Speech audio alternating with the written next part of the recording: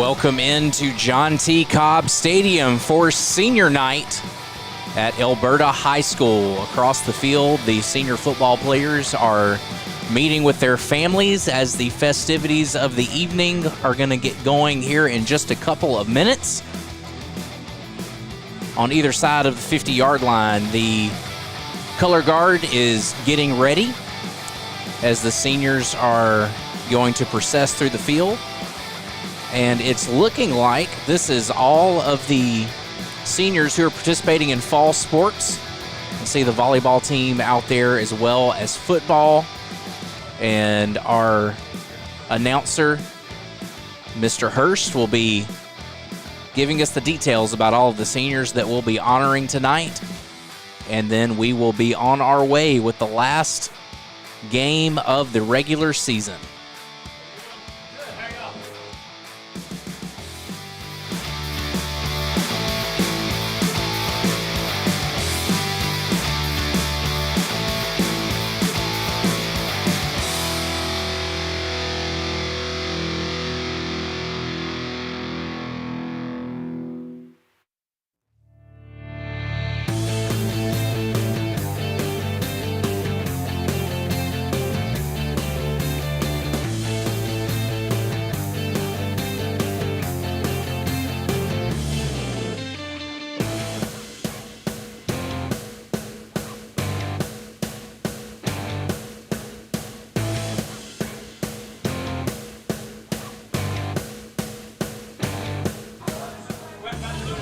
Again, senior night's going to be starting in just a couple of minutes. Tonight, the Elberta Warriors are taking on the Citronelle Wildcats. Citronelle is coming into tonight with a record of 1-8. 1 win, 8 losses. Their single win this season was over the LaFleur Rattlers, which is something that our Warriors have in common with Citronelle. And here we go. We're going to be joined by Mr. Hurst for senior night.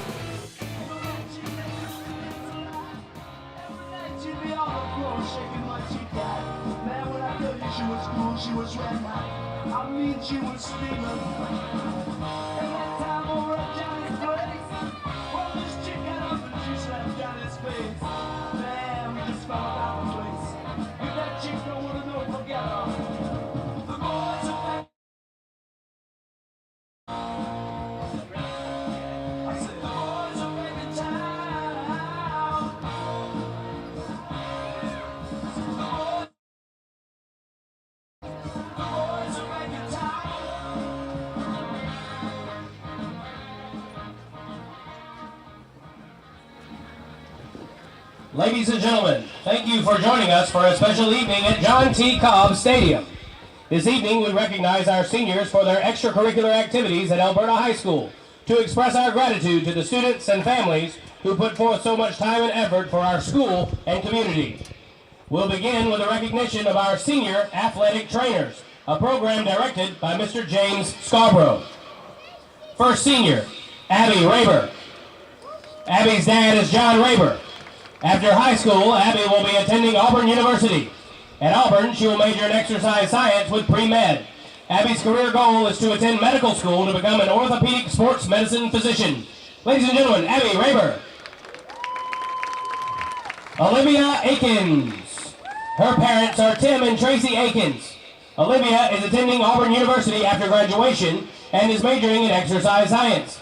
She will then continue her postgraduate education to become a physical therapist. Ladies and gentlemen, Olivia Akins.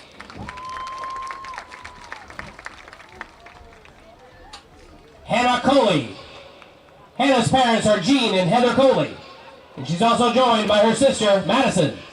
Next fall, Hannah will be attending Troy University, majoring in exercise science with a focus in sports medicine. Her goal is to then continue her education to become an athletic trainer.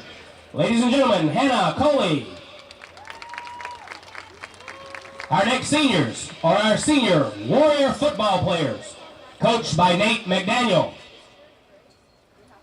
First senior, Caleb Blanford. Caleb's parents are Stephanie and Blake Constantine.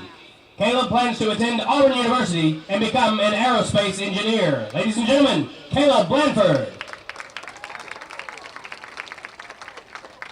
Our next senior is Brody Kane. Brody's parents are Molly and Jason Whitlock. He plans to go to college after graduating. Let's hear it for Brody Kane.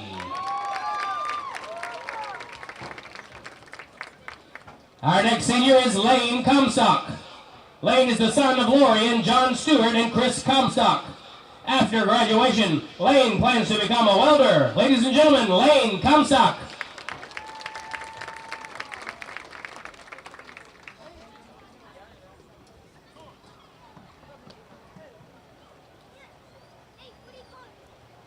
Our next senior is Holden Crook. Holden's parents are Robbie Jimerson and Bubba Crook. He plans to attend welding school after graduation. Ladies and gentlemen, number 4, Holden Crook.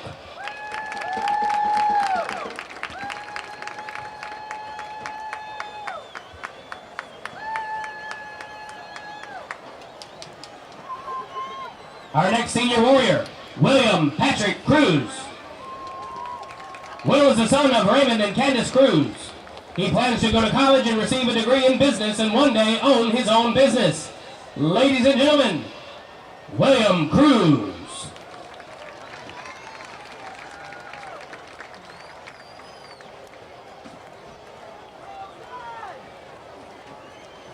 Our next senior is number 50, Jared Freilich. Jared is the son of Keith Freilich. He plans to go to the University of South Alabama to become a nurse. Ladies and gentlemen, Jared Freilich.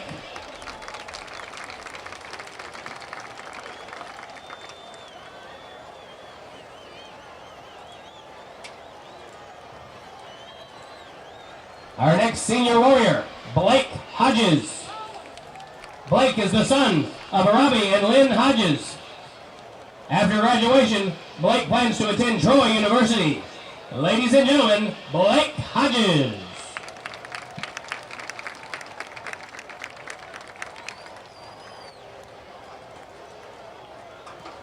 Our next senior is David G.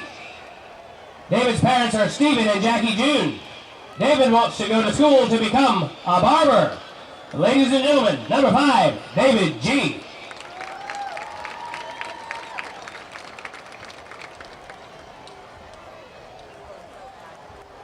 Our next senior warrior football player is Dylan Lee Maddox.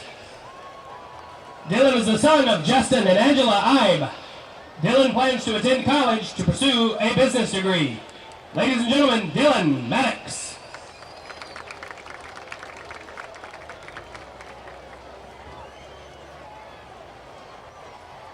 Our next senior is number 2, Julian Malcolm. Julian is the son of Tyra Powell. He plans to go to college and major in business. Ladies and gentlemen, number 2, Julian Malcolm.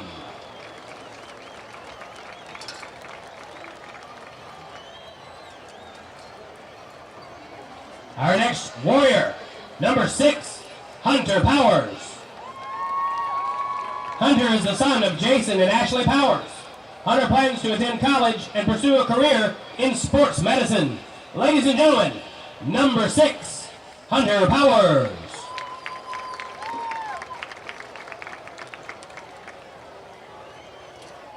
Our next senior, Hagen Schlotman. Hagen's parents are Rhonda Morris and Scott Schlotman. He plans to go to welding school after graduation. Ladies and gentlemen, Hagen Schlotman.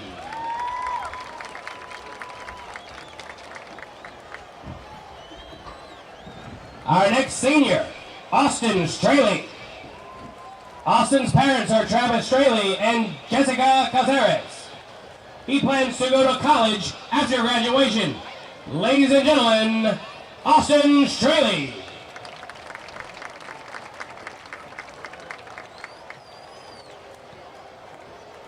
Our next senior, Tyshawn Washington. Tyshawn is the son of LaWanda Washington. Tyshawn plans to play football or basketball at the collegiate or professional level and major in education to become a teacher. Ladies and gentlemen, Tyshawn Washington. Our next senior is Kason White.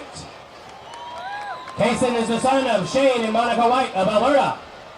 Cason's a 5-yard starter on the varsity football team, beginning when he was in 8th grade. He played offensive guard his 8th grade and freshman year and has been the starting center for the last 3 years. Cason also led it in wrestling his sophomore year, as well as track and field his freshman, sophomore, and junior years. He will be throwing shot put and discus in the upcoming indoor and outdoor track seasons. After high school, Cason plans on either trying to continue playing football at Huntington or to attend Troy University, where he'll major in business. Ladies and gentlemen, number 76, Cason White.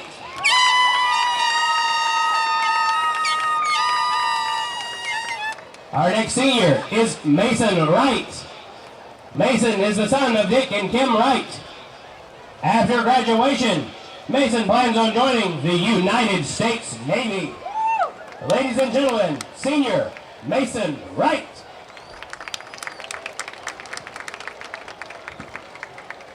Our next group of seniors are our senior warrior cheerleaders, coached by Coach Stephanie Kroll. Our first senior, Abigail Baker. Abby's the daughter of John and Dana Baker. After graduation, Abby would like to attend college and become a pediatric nurse. Ladies and gentlemen, Abigail Baker. Next up is Blakely Hood. Blakely is the daughter of Dana Hood. Blakely plans to attend Troy University to become a nurse anesthetist. Ladies and gentlemen, Blakely Hood.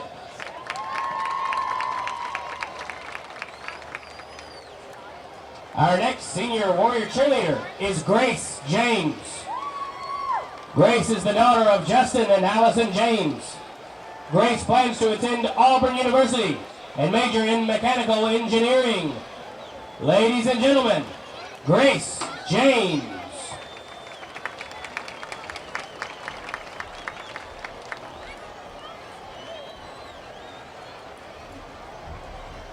Our next senior is Mary Reese Larson. Mary Reese is the daughter of Heath and Martha Ann Larson. She plans to get a bachelor's degree from the University of Alabama and major in business. Ladies and gentlemen, Mary Reese Larson.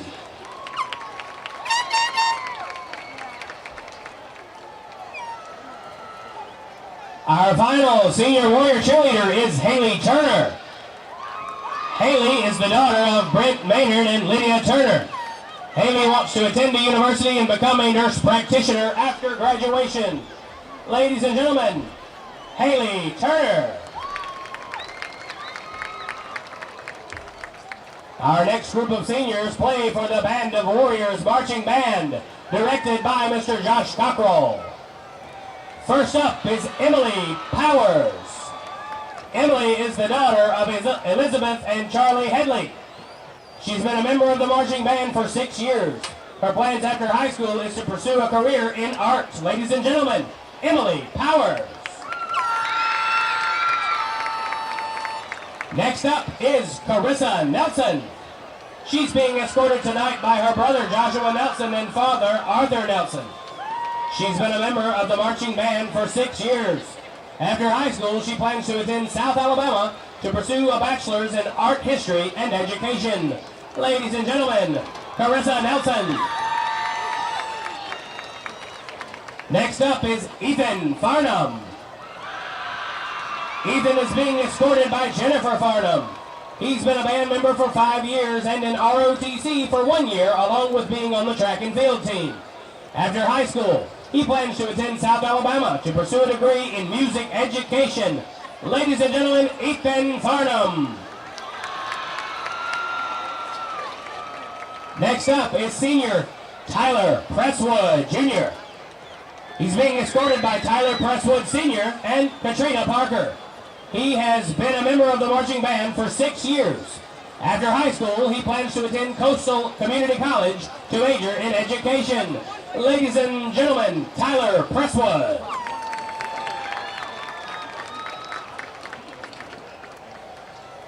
Our next senior is Alexander Resmondo. He's being escorted by Sheila Resmondo Willis. He's been a member of the marching band for 6 years.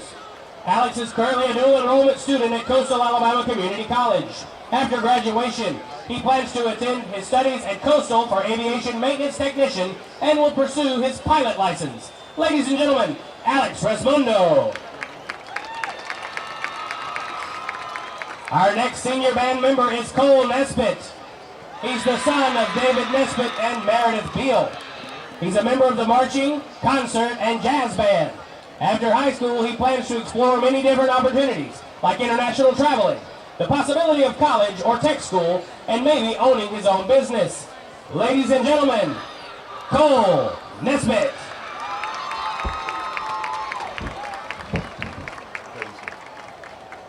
Our next senior is Jaden Santos. He's the son of Nicole and Jason Santos. He's been a member of the marching band for 4 years. He's in the National Honor Society and in the ACT 25 Plus Club. After high school, he plans to attend South Alabama to major in computer science. Ladies and gentlemen, Jaden Santos. Next up is Aurora Derwin. Aurora is being escorted by her mother, Samantha Lee. She's been in band for 4 years and in scouts for 5 years. After high school, she plans to attend Coastal Alabama Community College with plans to become a special education teacher. Ladies and gentlemen, Aurora Derwin. Our next senior is Olivia Ann White. Olivia is the daughter of Gregory Scott White. She's been a member of the marching band for 6 years and a member of NSHSS. After high school, she plans to study to be a veterinarian. Ladies and gentlemen, Olivia White. Our next senior is Willow Chun. Willow is the daughter of Melissa Munger and Bobby Chun. She has been a member of the marching band for 6 years. After high school, she plans to attend college for forensic science and expand into the medical field. Ladies and gentlemen, Willow Chun.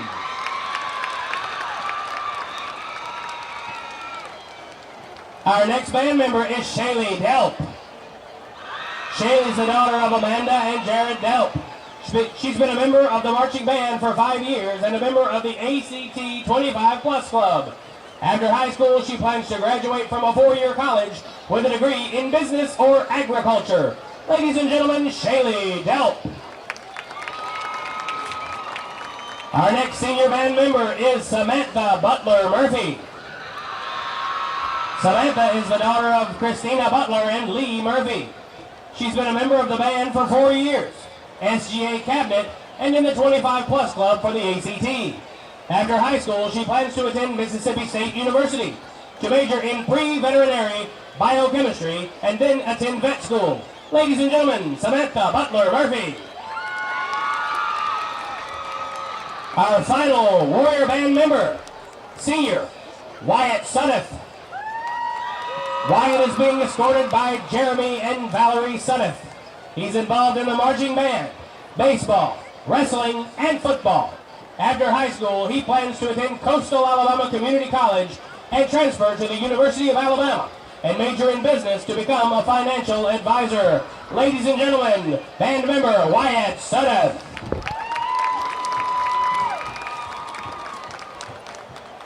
We now move to our senior color guard members, led by Joshua Nelson. First color guard member, senior Hannah Turner. Hannah's mom is Lydia Maynard. She's been a member of the marching band for 4 years, color guard captain, and a member of the National Technical Honor Society. After school, Hannah will be attending cosmetology training to achieve her dreams of becoming a hairdresser.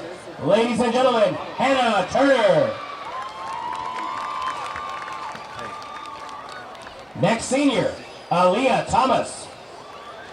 Aaliyah is the daughter of Melissa Hicks. She's been a member of the marching band for 6 years, color guard captain, and the SGA cabinet historian. After high school, Aaliyah plans to attend the University of South Alabama to major in sports medicine and continue in color guard. Ladies and gentlemen, Aaliyah Thomas.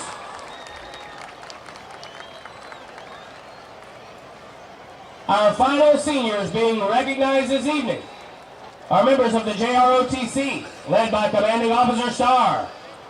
First senior is Angela Brown. Angela is the daughter of Timothy Brown. She plans to attend Marion Military Institute and eventually receive a nursing degree. Ladies and gentlemen, Angela Brown.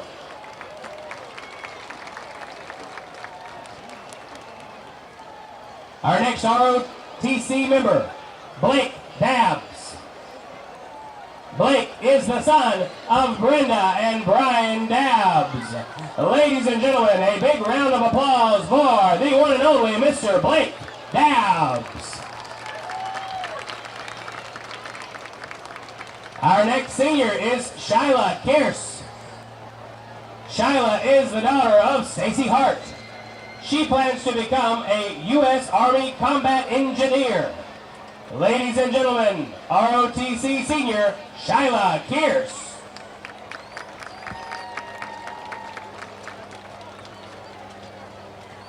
Our next senior ROTC member is the highly decorated Riley Trimble.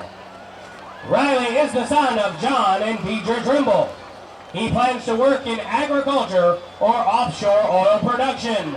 Ladies and gentlemen, Riley Trimble.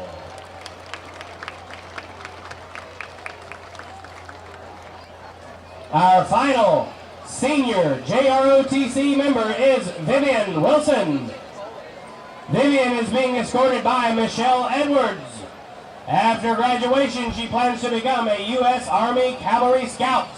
Ladies and gentlemen, Vivian Wilson.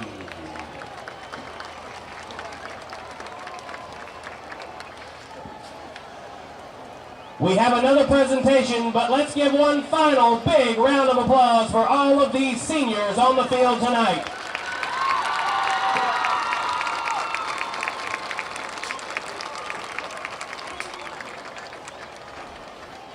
And now at midfield, I ask for your attention. Today, Elberta High School was recognized as an A+ School of Excellence, one of 4 high schools in the state to receive this recognition.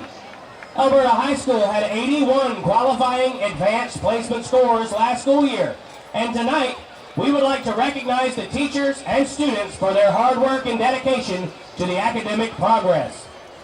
Last year's AP teachers: Jeff Robertson, AP World History; Cody Hall, AP US History; Zach Winsel, AP Government; Morgan Plash, AP Language; Becky Smith, AP Calculus; Amanda Jackson, AP Biology; Zach Pierce, AP Chemistry; Christian Cotton, AP Art; Matt Hurst, AP Spanish;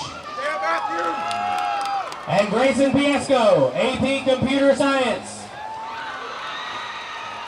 The following students received a qualifying AP score. First, we would like to announce our graduated seniors from last year. Eloise Arthur, Literature; Ashlyn Bain, Biology, Psychology, and Literature. She's also an AP Scholar. Isaiah Edwards, Computer Science; Mackenzie English, Literature; Jasmine Gardner, Literature; Alexis Gwynn, Literature; Diego Hurtado, Spanish; Ben Cozon, Literature and Government, and an AP Scholar; Julian Laranen, Literature; Caden Lightcap, Literature; Reese McConnell, Literature; Robert Madola, Literature, Psychology, and Government, and was an AP Scholar; Gabe Merchant, Biology, Literature, and a perfect 5 on Calculus, an AP Scholar with distinction; Seth Mitchell, Literature and Art; Shyla Mosley, Literature and Biology; Brady Moats, an AP Scholar in Literature; Mikey Odom, Literature and Computer Science, and an AP Scholar; Demi Peck, AP Scholar in Literature; Mac Pinkston, Literature; David Reed, Calculus and Computer Science; Sean Riley, Computer Science; Emily Riles, Literature; Daniel Sanderson, Literature; Anya Simpson, Art. Savannah Williamson, Literature and Biology, and an AP Scholar. And now for our current students on the field tonight. Olivia Akins, Language and U.S. History. Kristen Avalez, Language and U.S. History. Nancy Barrios, Spanish. Caleb Blanford, Language and U.S. History. Bethany Dewhurst, Language and U.S. History. Shay Gleason, Language and U.S. History. Cameron Helton, Language. Joshua Hodges, Language and U.S. History. Grace James, Language and U.S. History. Sarah Lee, Language. Leanne Martin, Language and a perfect 5 in U.S. History. Carissa Nelson, Art. Corbin Nevels, Computer Science. Ryan Norris, Language. Emily Powers, Art. Kaylee Randall, Language. Ana Rosa Sanchez, Spanish and Language. Madison Spears, Language and U.S. History. Colton Sullivan, Computer Science. Christian Sutherland, Computer Science. Haley Turner, Art. Jacob Welch, Language and a perfect 5 in U.S. History. Our final group of students took the very first ever AP World History class offered at Elberta High School and received a qualifying score. Anna Barrick, Mia Edwards, David Carlock, Madeline Golden, Hartley Gunderson, Aiden Jones, Elle Lamy, Grace Lupker, Avery Pickle, David Styrud, and Isabel Wyatt. Ladies and gentlemen, let's give a round of applause and congratulations to Elberta High School for this very special recognition. Students, we are very proud of your hard work.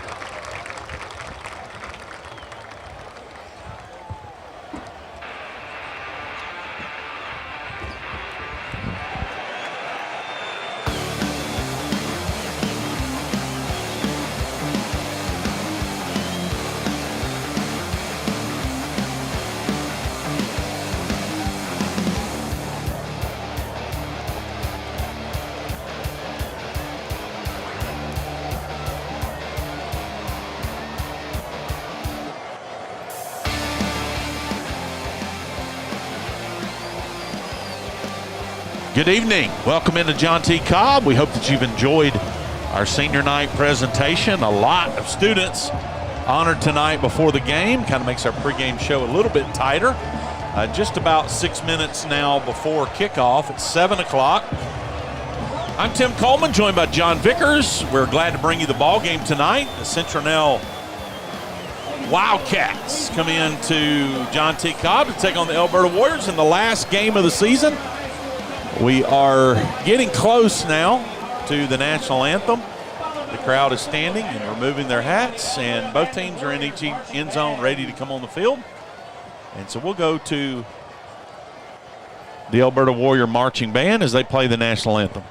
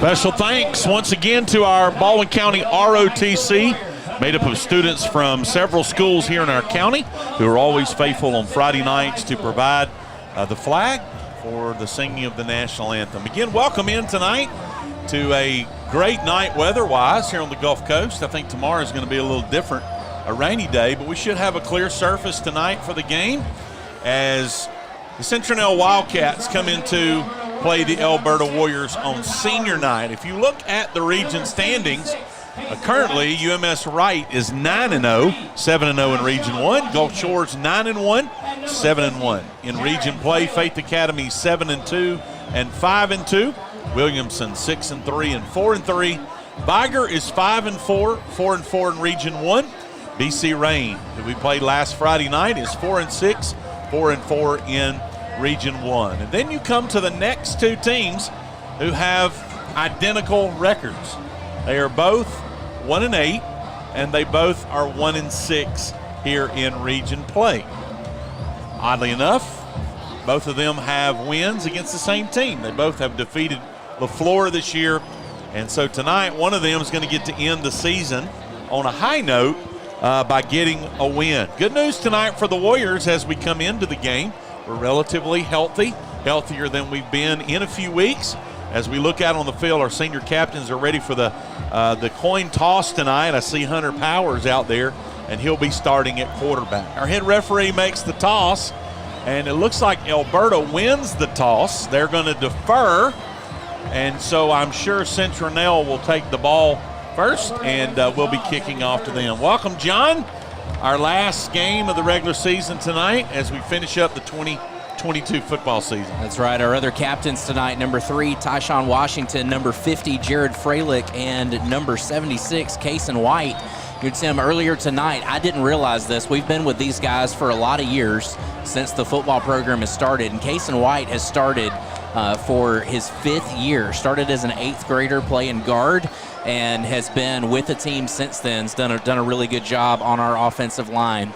But the Warriors have deferred to the second half. They have run to the east end zone to get ready to run out. And Citronelle is to our left. Citronelle's color is red and gold, and they have a white Wildcat painted on their sign. And here come the Elberta Warriors. We're wearing all black tonight, black pants, black jerseys. White numbers trimmed in silver with our black helmets and our chrome E on each side of the helmet. Tonight, the Citronelle Wildcats are in all white. They've got red stripes down their pants, red numbers, red and gold stripes on their jerseys, gold helmets, red and white stripe down the middle with a Wildcat on each side. Good crowd tonight on the Warrior sideline for senior night.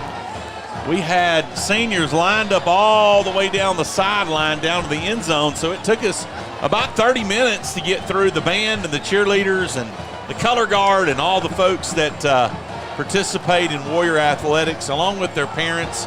And I know their parents are proud of them, many of them going on to college at a variety of places, going into the armed forces, going into the workforce. And so we're proud of our senior class this year at Elberta High School. Citronelle has their band as well here in the stadium down in the west end zone. We have bleachers on each side of the goalpost, and the Elberta band is on the south side of the goalpost, and Citronelle's on the north side of the goalpost, so they both hope that the kickers don't shank one tonight, all right? Here we go. We're getting set to kick. Our man, Landon Adams, who's done a great job kicking this year, boots it away. It's high and it's deep. Citronelle's going to field it at about the 14-yard line up to the 20, 25, 30, and we chase him out of bounds. Woo! Big hit on the sideline over there.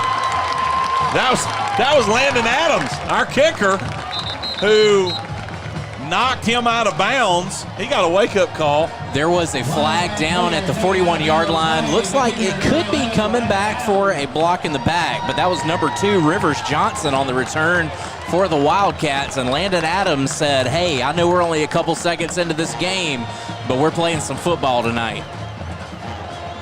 I believe Rivers Johnson is the quarterback. I believe. For Citronelle, I was talking to the coaches down on the field before the game, And they told me that number 2 was the quarterback. We'll see here when we line up. But if that's the case, the quarterback got a lick to start the game. Looks like number 9, Justin Adams, is going to be lining up at quarterback tonight with number 25, Caleb Pitts, as the running back. Spread offense for Citronelle. One man in motion. Handoff up the middle. We've got him hemmed up. We got him by the arm. We're wrestling him. We bring him down. They're going to give him forward progress up to basically the line of scrimmage. Lost just a little bit there. The line judge he was just getting reset right to the line of scrimmage. That was Pitts on the carry. Nowhere to go with a host of Warriors stopping him. Try to do a better job, get my binoculars out here where I can see what's going on. There was a host of Warriors in on that tackle. We got 2nd and 10. Again, spread offense tonight. Going to see a lot of formations from Citronelle. Quarterback will pretty much be in the shotgun the entire game. Here we go. Adams takes the snap. He's going to fake the handoff, roll out to the right. It's a pass out in the flat, and we're there. We're there for the tackle. That's number 4, Blake Jarvis on the reception. And that was Noah Garcia on the tackle. Gain of 1 yard. 3rd down and 9. Good defense by the Warriors. 3rd and 9. Coach Mack's got to be excited about this first series of downs here as the Warriors are lining up, looking for a stop. It would be great to force a punt here with 10:30 left in the first. 3rd and 9. Let's get a stop, make them punt it. Adams is going to throw it. He throws it out in the flat. It's complete. And I believe he got just up over the 40 to the 41. And that's, unfortunately, enough for a first down. Just good enough for a first down. Julian Malcolm on coverage for the Warriors. Right after that catch, gets him out of bounds. That's going to move the chains as the Wildcats are going to reset for 1st and 10 from the 41-yard line. That was originally where the kickoff was returned to. That was number 14, Reginald Chastain over there. He walked by me down the field earlier. He's a good-looking athlete. Nice throw and catch. 1st and 10 from the 41. Adams going to throw it again. Same side of the field. It's Chastain again. He's got it. And he's across the 50. No, they're going to mark him down right at the 50-yard line. That's going to be a pickup of 9. 2nd down and 1. Just a little slip screen there. We're going to have to adjust. Number 14 is a good-looking ball player. He's going to go to the sideline and get a breather here for this 2nd and 1. Those little zero routes, just a quick way to get the ball to the outside of the tackle box, and then you just hope for the best. And that worked out in Citronelle's favor. Handoff inside. And he's loose down the right side over there inside the 45. That's number 29, Javon Adil. And he certainly picks up plenty of yardage for the first down. That was a quarterback keeper off the right tackle, and he was able to keep it in bounds. Okay, he faked me out. You know, I was reaching for my glasses. I had my glasses and my binoculars, and he faked me out on a quarterback keeper. 9 and 29 are both in the backfield. Well, I knew he had a 9 in his number. All right, here we go. First down from the 41. Adams in the shotgun, and he bobbles the snap. He's under pressure, going down. Jared Freilich was right in his face. Just as he caught the ball, he bobbled it. As soon as he got control of it, he looked up, and Jared Freilich was standing there, puts him on the ground. That's a loss of 4 on first down. 2nd and 14. A couple Warriors just getting a little bit tangled up right there, but our defensive line getting some motion here in the first. Good penetration. Another thing I noticed down there, this is not a small offensive line. No, it's not. At all. They've got some size. And size-wise, our guys don't match up weight-wise. But good pressure up the middle. Adams gives a little quick pop pass to the inside. That's Adele again. He's loose, 35, 30, and we run him out of bounds. That was just what we call a pop pass. The receiver came across in motion. Adele. Or I'm sorry, that was Rivers Johnson. Rivers Johnson, number 2, the one that took the opening kickoff. He took the pop pass and got to the edge and made it down to the 25, 1st and 10. It was basically just a jet sweep, but instead of handing it off, the quarterback just kind of makes a little shuffle pass ahead. But Rivers Johnson able to get some speed, get to the outside, That was a well-executed play. Receivers blocked well for the Wildcats there on the left side. 1st and 10 at the 25. Rivers in motion. Adams is going to keep it up the middle, and he pushes his way through and gets down to about the 21. They're going to stop him there on forward progress. And that's a pickup of about 3. We'll mark him at the 21 and a half. We'll call it 2nd and 7. And a little bit of a weird angle the way the quarterback was trying to just find an opening there. Made it to the second level for a little 4-yard pickup. Nice drive here to start the game for Citronelle. I think we can kind of tell who they want to get the ball to. Chastain's back out there far, split to the right with 3 receivers. Adams takes the handoff. He's rolling to his right, throws it in the flat to Rivers, and the ball just sails over Rivers' head, out of bounds. Ball almost hit the down marker over there as it bounced. And so that's going to bring up 3rd down and a long 6. Another 3rd down opportunity for our defense. Just looking at Adams' body language, it looks like there was just a little bit of miscommunication. Maybe a back didn't go where he thought he was going to, and he turned around and he just let the ball go out of bounds, which is not a bad idea if the play is not working out the way you think it's going to. They've got 3 receivers to the left, 1 to the right. Number 29, Adil, is in the backfield. Here we go, 3rd and 6. Adams is going to throw it. He's under pressure. He's rolling, trying to get away. He's trying to reverse field. He throws it back across, and the ball bounces. He had a receiver there, Tyshawn Washington, in coverage. No, I'm sorry, that's G there in coverage, number 5. And the ball bounces on the ground into his chest, incomplete. And so that's going to bring up 4th down, and I'm going to just guess that Citronelle is going to go for it. No punt here. Decent length of a field goal. And so it looks like they're just going to go for it on 4th down. Come on, guys, we need to stop here. 1st quarter. Chastain is out to the right, 3 receivers to the left. The throw's out in the flat, the ball bounces. Nope, they're going to say, nope, it bounces, incomplete. Incomplete.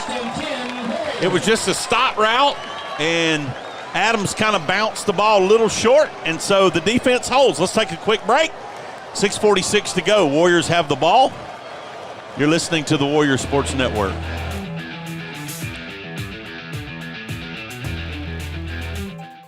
Good sportsmanship and positive citizenship are vital in the development of good citizens. The Alabama High School Athletic Association gladly welcomes the challenge of being a leader in sportsmanship. All right, we had a quick turnaround. The Warriors are starting their first offensive drive. Hunter Powers under center, 1 running back, Brody Kane. We're going to give an inside handoff. That's to DePlesis. He's loose up the middle of the field, 35, 40, 42. Nice inside handoff there to start the game to number 19, Plesis, and he's up to the 42, almost the 43. 1st down, Warriors. I saw some great blocks there from the offensive line, especially on that offside, sealing it off so the defensive end couldn't get into the backfield. Hunter under center again, but he's going to throw it this time. Looking out in the flat, he throws it. We got a pass interference there, looks like. And the Elberta coaches are asking for a flag. We didn't get one. The ball goes incomplete. 2nd down and 10. Well, like the defensive back got there a little early, but nonetheless, ball goes incomplete, and we'll have 2nd down. Pass there is intended for number 8, Adrian Billups. Had a great game last week. Good to see him back out here tonight.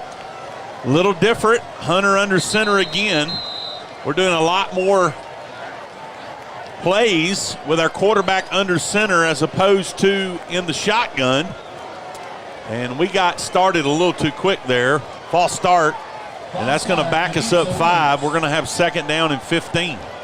Ball's at the 39. That was a nice throw by Hunter Powers. Defensive back was there in good coverage. And then we jump offside, so we're behind on that down marker. 2nd and 15. Hunter's getting the play from Coach Davis. A little bit of a late substitution happening. And we got a timeout. Timeout on the field. We had some personnel issues. We'll get that cleared up. Let's take a break. 6:18 to go. No score. You're listening to the Warrior Sports Network.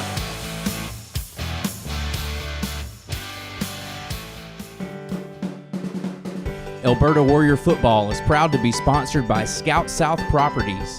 In the fast-paced and uncertain world in which we now live, you can have confidence knowing Scout South is here for clients first.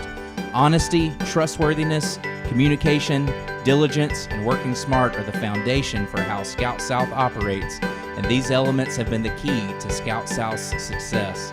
Scout South has been serving the Elberta community since January 2019, and Scout South is located at 25103 State Street, right in the heart of Elberta. Scout South, your new home awaits. Here we go, 2nd and 15.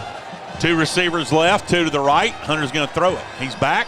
He's got plenty of time. He throws it out in the flat, and the ball sails over Duplessis' head. He was coming across the middle toward the Elberta sideline. I'm telling you, those linemen are a little bit taller, and on that particular throw, Hunter was just trying to get it over their head, and the ball sailed over Duplessis' head, and it's incomplete. 3rd down and 15. Hunter's going to go back to the shotgun this time. He's empty. He's got 3 receivers to the left and 2 to the right. Solomon Waldrop comes on a fake jet sweep. Hunter's under trouble.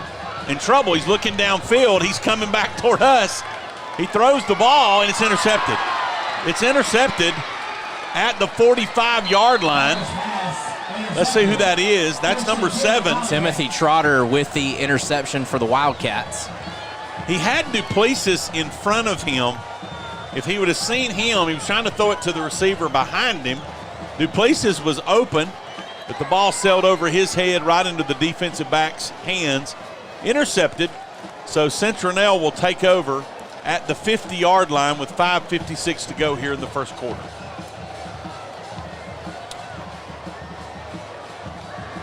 Adams coming back out. He's the quarterback. Again, a spread offense with number 29, Javon Adil, standing behind him. 3 receivers right, 1 to the left. Adams takes it, fakes it to Adil. He's going to look down the field. He chunks it down the middle of the field. Nice throw. He's got his man there. The ball hits Rivers in the hands at the 5-yard line. That ball was right on the money. But Rivers was falling to the ground, couldn't keep his balance, and the ball hit his hands on the way down and squirted out incomplete. It'll be 2nd and 10 from the 50. Rivers was there just looking over his shoulder, and he kind of kept that motion going and going and going. And he kind of went down a little bit funny. He's headed to the sideline. I hope he's okay. You never want to see a player injured in something like that, but Rivers is on the sideline. He is walking on his own strength. Wildcats have 3 receivers to the right, 1 to the left. Adil in the backfield. Adams is a good-looking quarterback. Nice throw. Adil gets the carry. He's across the 50, and we wrap him up, a whole bunch of us. Down in there, I see Jared Freilich, and I see Dylan Maddox in on the stop. Not before he picks up 5 yards. So we're going to have 3rd down and 5. Nose of the football's right at the 45.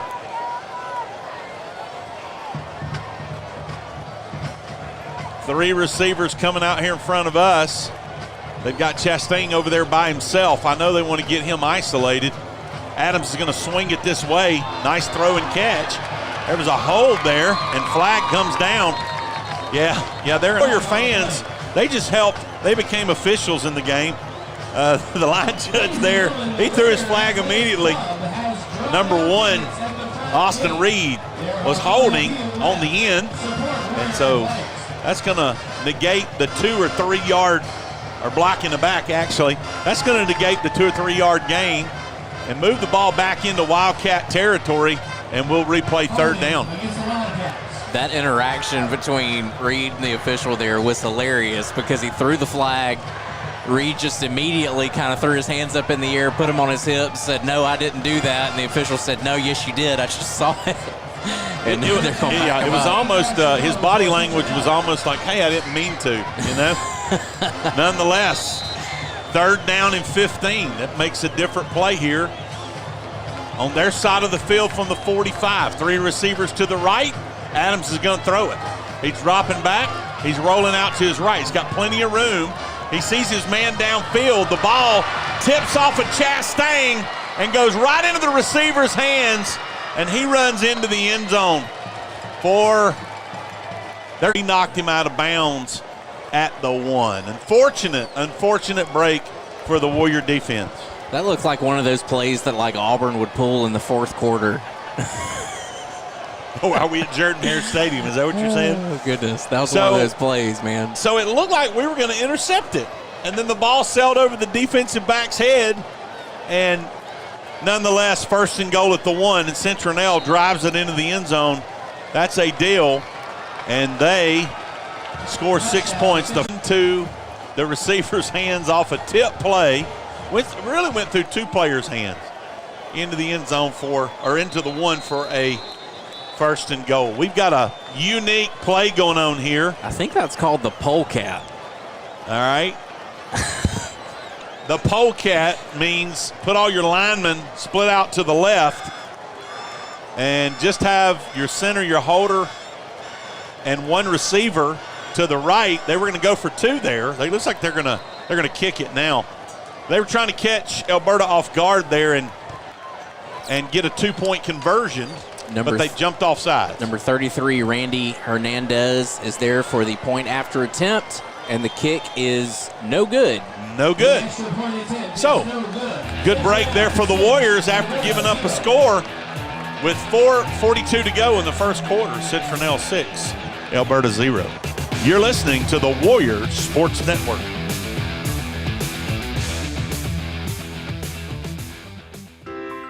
Win or lose, the name of the game is sportsmanship in our education-based high school athletics. The lesson learned on the field and in the bleachers is good sports are winners no matter what the score. Support high school athletics with good sportsmanship.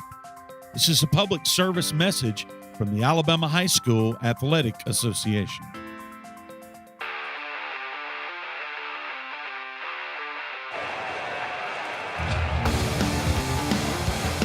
We are back. 4:42 left in the 1st quarter. Citronelle Wildcats 6, Elberta Warriors 0. Holden Crook, number 4, is back to return for the Warriors.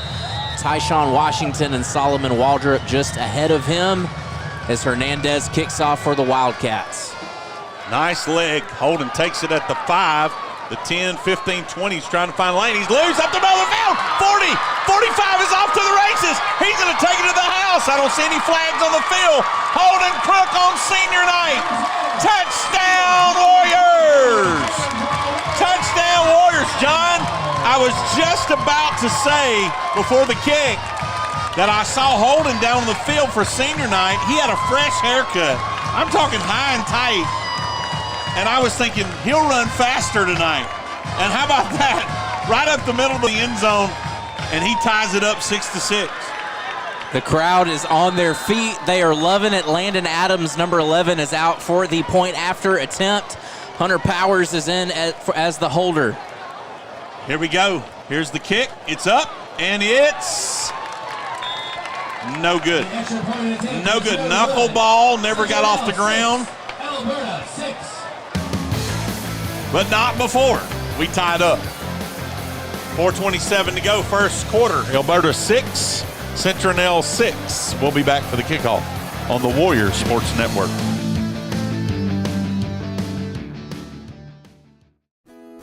Tim, when I'm thinking about a good meal, I'm thinking about some good country cooking. If you want that, John, then everybody knows there's one place to go for lunch, and that's the Roadkill Cafe. Every day at 10:30, fried chicken, vegetables, bread, drinks, desserts. It's the place to be for good Southern down-home cooking in Elberta, Alabama.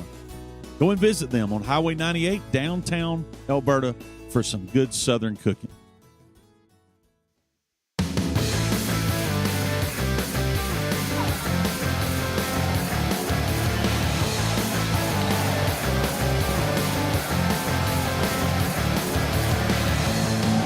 Landon Adams set to kick it off for the Warriors. Citronelle with 2 receivers deep. We squib it down the middle of the field. It's fielded at about the 22, and he's loose down the middle of the field across the 50 and into Warrior territory to the 49. That's number 5 for Citronelle. And I'm finding his name on the roster. We do not have on the roster. We don't have it. We don't have it. Aiden Stewart in on the stop for the Warriors at midfield. So Citronelle is going to have great field position after giving up that 95-yard kickoff return. They're going to start at the 49. Adams back out there with a deal to his right. Adams takes it. He's going to throw it. He was trying to hit Chastain out there again, and the ball was out in front of him. They were trying to set up another one of those slip screens, and the ball was out in front of him, bounces incomplete, 2nd and 10. We talked a little bit about the size of the offensive line. Vontrell Cooper is in as number 49, the tight end for the Wildcats, and he is adding some size there to their run block as well. 2 receivers to the left. They got a tight end over to the right. Adams is going to keep it. Quarterback keeper right up the middle, 45-40. And we wrestling down at about the 37.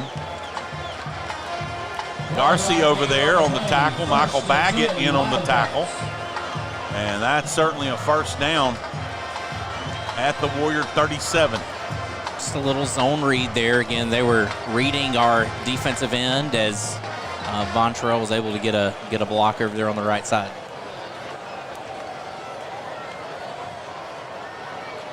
One receiver out here in front of us, 2 to the left. Adams in the shotgun again.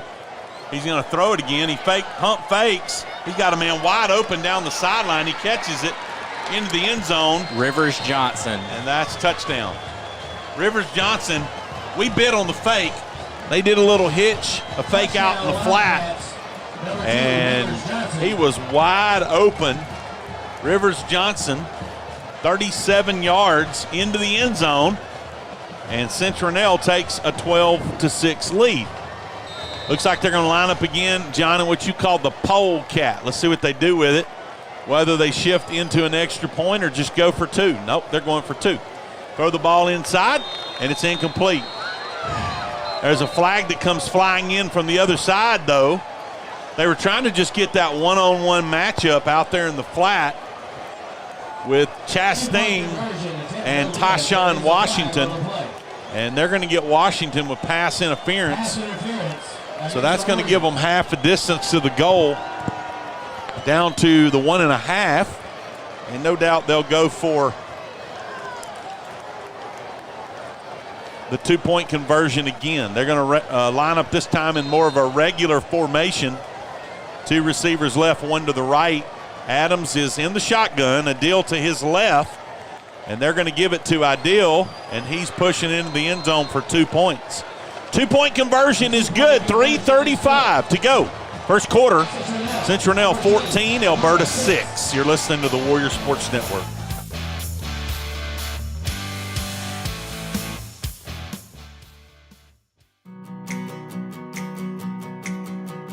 There's one thing I know about Elberta, is that the town is steeped in tradition, and the old barbershop has some new life.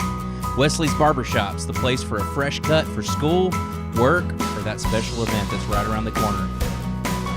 Wesley's Barbershop is located right in the heart of town at 24967 Highway 98. Open Tuesday to Friday, 7 a.m. to 5 p.m., Saturday, 7 a.m. to 12 p.m. Wesley's Barbershop. Come on in. Here, Tim, I was out at Wesley's Barbershop earlier today. I know a lot of the students from the high school end up making their way through there. Wesley, we appreciate your support of Warrior Athletics. Hernandez is back for the kick for the Wildcats. Holden Crook, Tyshawn Washington, Solomon Waldrop back for the Warriors.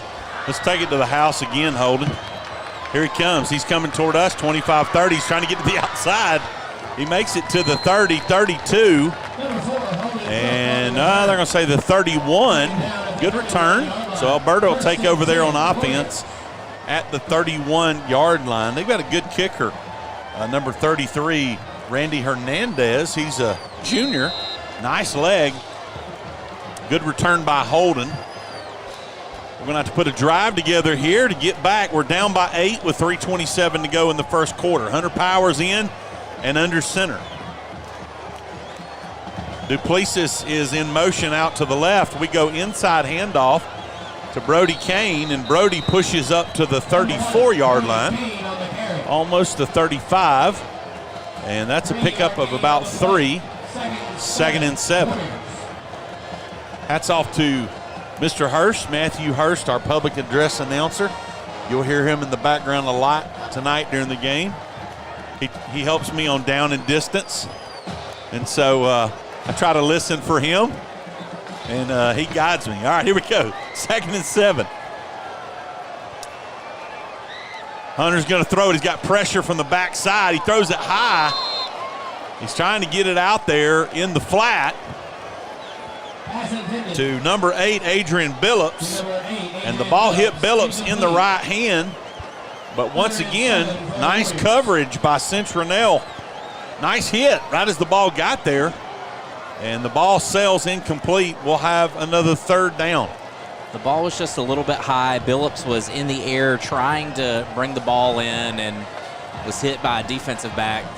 The fans were looking for a flag, but that was a clean play. Brody Kane is running out in motion to the far left. We've got an empty backfield. Hunter's under center, and he's going to throw it. He's looking down the middle of the field. He throws. He's got a receiver there. And good defense by Citronelle. They broke the pass up.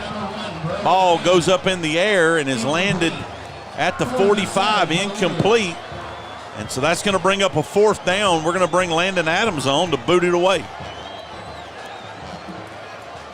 4th and 7 with 2:37 to go. Thank you to all of our sponsors who invest in the broadcast and in Warrior Athletics. Go by and see them and let them know that you heard their advertisement here on the Warrior Sports Network. Ball bounces on the snap, but Landon scoops it up. He boots it away down the left side. They fumble it. Get on the ball, guys. I think Elberta got it. I think Elberta recovered it at about the 36-yard line. Yes, sir. The return man tried to come up and catch a shorter punt. He reached out with his hands and fumbled the ball, and we jumped on it. I'm sorry, I did not see who recovered it. Noah Garcia on the fumble recovery for the Warriors. Tim, I got a little bit nervous when he was jumping on the ball. The ball was about between his knees, but he was able to scoop it up and maintain possession. And we are back in business as the offense is now on the 35-yard line of the Wildcats. We needed a break like that. Here we go, 1st and 10 at the 35. Come on, guys. Short field. Brody Kane with a handoff. He gets about a yard down to the 34. A little bit of extracurricular activity over here in the flat. Our receivers, their defensive backs, I'll push you, no, you push me, no, I'll push you back, I'll push you back about 4 times. They were no flags on the play. 2nd down, 2nd and 9. Here we go. We're at the 34. Again, Hunter's under center. Duplessis is coming on the jet sweep. He's got a little room there, 30, 25. Driven down at about the 25, and that is enough for a 1st down. 1st down, Elberta at the Citronelle 25-yard line. Just a jet sweep, and Duplessis gets to the edge. Let's give some kudos to the blocking out on that right side. They sealed the edge. Austin Straley there as our right tackle, sealing off the defensive end, allowing us to get a 1st down play. 2 receivers left and right. Billups is going to go in motion, but we're going to go right off. No, Hunter's going to keep it. It's a quarterback keeper. That was a fake on the dive. I thought he put the ball up in the breadbasket of Brody Kane, and then he pulled it back out. I thought Brody Kane was running into the end zone. He looked wide open down the middle of the field, but Hunter had the ball. He picked up about 4, almost 5 yards.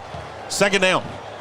it's one of those things that when in the run game, when you're able to have a play fake like that, it can open up some different gaps, and Hunter kept it that time. I feel sure that Brody's going to get that back soon. Likely the last play of the first quarter. Here we go. Hunter is going to keep it, and they read it. He did it again. Fake handoff to Brody up the middle, and he just kept the ball, and the defensive lineman was standing there and just grabbed him, wrestled him down to the ground. He might have fell forward for a yard, maybe, to the 29, and that's going to bring up 3rd down and 5. Clock is at 10 seconds. We're going to try to get another play off. Here we go. Yep, they're going to get them. They jumped off sides. That nose tackle jumped forward and then almost acted like he was going to sneak back into his spot. And finally that line judge over there on the far side threw the flag. And Coach Barnett is over there letting somebody have it. Yep. I can't hear what he's saying over there, but I'm seeing some hand motions, and he is spirited. I can see smoke coming off his head over there. 1st down Warriors, clock's going to expire. That'll be it when we come back to start the second quarter. 1st down at the 15-yard line for the Elberta Warriors. Into the first quarter, the Citronelle Wildcats 14, the Elberta Warriors 6. You're listening to the Warrior Sports Network.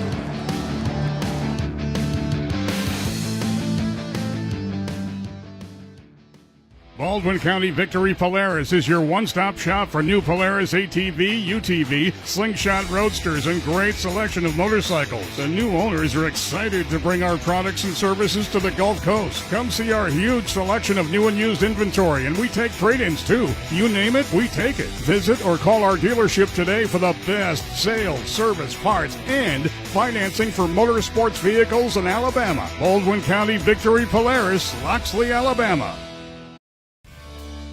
For over 15 years, our family has relied on Booby's Garage for all our car repair needs.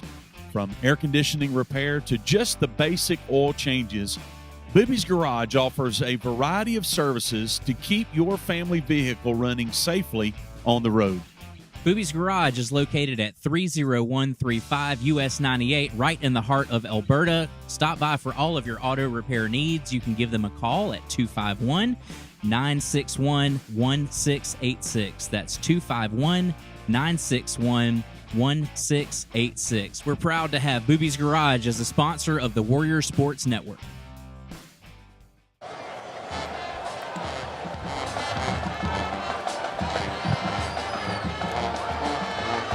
We are lining up for the first play of the second quarter. The ball is on the 15-yard line. 1st down, Elberta. We've got 2 receivers to the right, 3 to the left. As we are getting set up, Hunter is in the shotgun. He's got Brody Kane to his left. And it's going to be a quarterback keeper to the left. He's loose down to about the 12-yard line, it looks like. No, I'm sorry. That was the 7-yard line. Big gain. 2nd down. Looks like we need about 3 here. Ball is on the 7-yard line. The Elberta offense is looking over to Coach Davis to get the call. Got a little bit distracted, was trying to figure out who our receiver was on the near side. That looks like Brady Cole Harrison, as Hunter is in the shotgun. He's got 3 receivers right, 1 to the left. It's going to be a handoff to Brody Kane up the middle, and it's a touchdown! Nice inside handoff to Brody Kane. Right off that left end, we sealed the block, and he's into the end zone. And that makes the score 14-12. Let's see if we kick the extra point or go for 2. It's kind of early. So it looks like Landon Adams is coming on, and he's going to kick the extra point.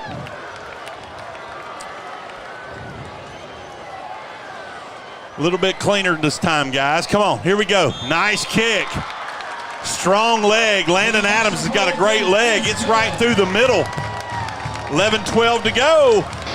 Second quarter. Citronelle 14, Elberta 13. You're listening to the Warriors Sports Network.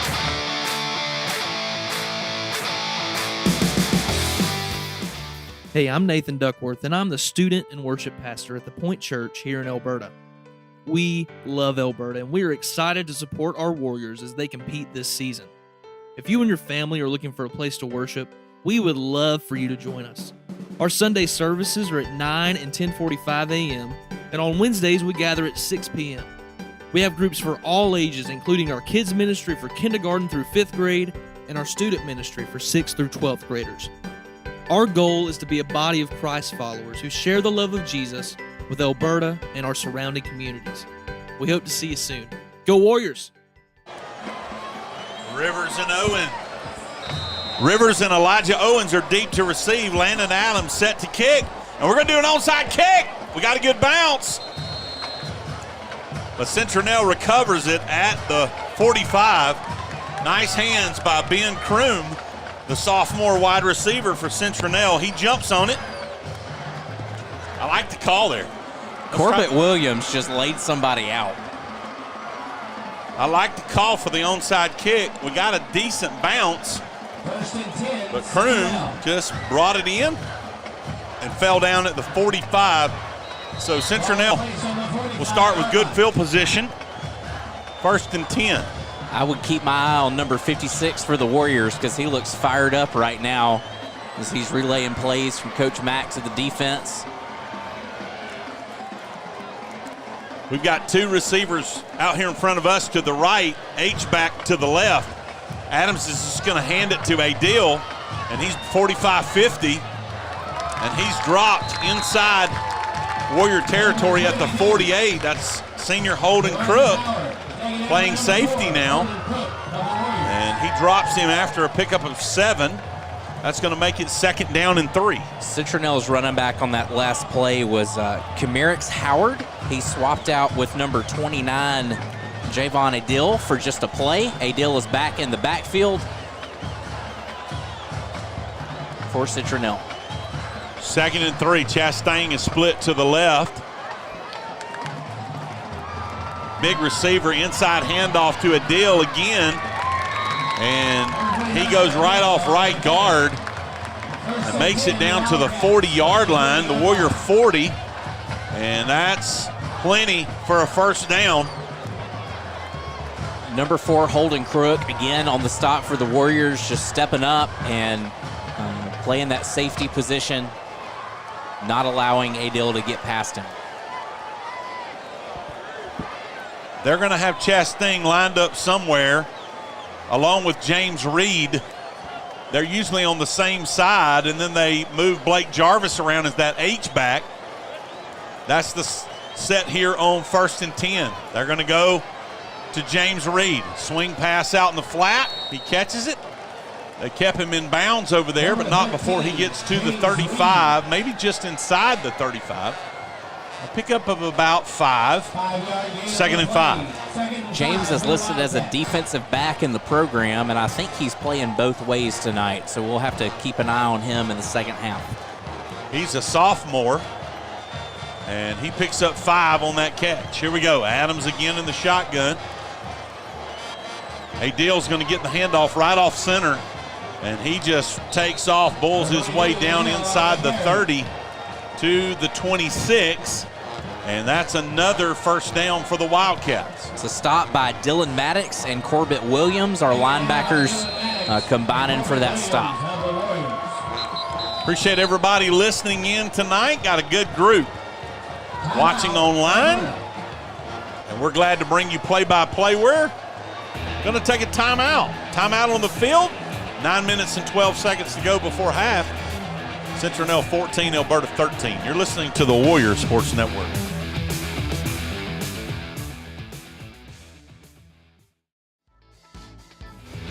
Hey everybody, just checking in today to see if you've had your Sip and Save from Circle K. $5.99 a month. Stop by there, sign up, 1 drink a day, and you'll be blessed for it.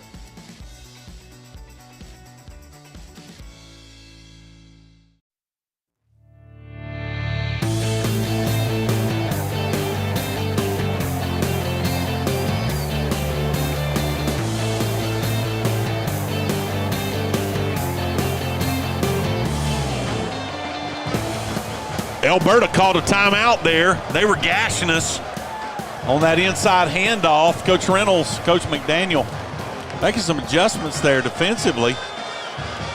Try to slow this drive down. Here we go. Citronelle 1st and 10 from the Elberta 25. 2 receivers left, 2 to the right. Adams in the shotgun again. He's going to keep it.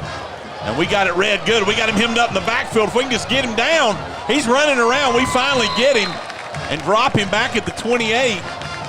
He was zigzagging, trying to find a lane to get away from our defensive line, but we had him hemmed up. That's a 3-yard loss. And that'll bring up second down and 12. Second and 12. Good to have our guys stay at home there. At times, whenever the quarterback gets loose, sometimes you can get a little bit excited and get carried away and following him around. But because we stayed home, he didn't have anywhere to go. Second and long. Citronelle's going to call timeout. Here we go, 8:29. We'll take a quick break. We'll be right back on the Warrior Sports Network.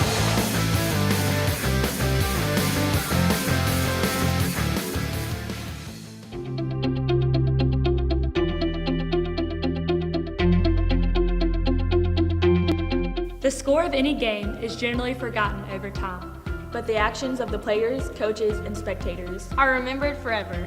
So the next time you attend a high school game, think of how history will remember you. Good sports show you how to play the game. Everyone can be a leader. We are!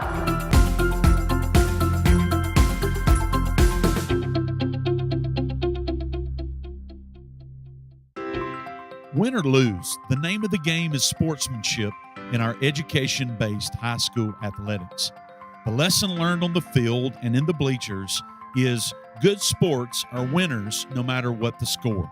Support high school athletics with good sportsmanship. This is a public service message from the Alabama High School Athletic Association. Second and 12 from the 27.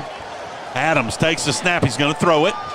He throws it down the left side of the field. He's got a receiver over there, and he just overthrows him a little bit. I believe that's James Reed down there. Yes. He was going right for the pylon, cutting across the field, and the ball just sailed on him, incomplete. And so that's going to bring up a 3rd down and 12. The original line of scrimmage is the 26. Come on, Warriors. We need to stop. 3rd and 12. 3rd and 12. Adil is checking back into the game for Howard. So this could be a run play that we're about to see. Big play here defensively. Holden's coming over toward us, trying to read it. And Adams is there. He gets loose. He's still running inside. He's going to cut. Looks like he's going to go all the way for a touchdown. Just on a broken play, a completely broken play. 3rd and 12. Quarterback keeper to the right. He got over there to the sideline, and we were all bunched up. He cut it back to the middle of the field, found a lane into the end zone, 20-13. Unfortunate for our defense. Citronelle's had some good balance between running and passing plays. Adams, of course, has got a good arm, so we have to honor that. But that time he showed his legs, so he was able to get outside, cut it back inside for the touchdown. They're going to try the extra point. Hernandez has plenty of leg, and it's up and good. 8:10 to go. Citronelle 21, Elberta 13. We'll be back on the Warrior Sports Network.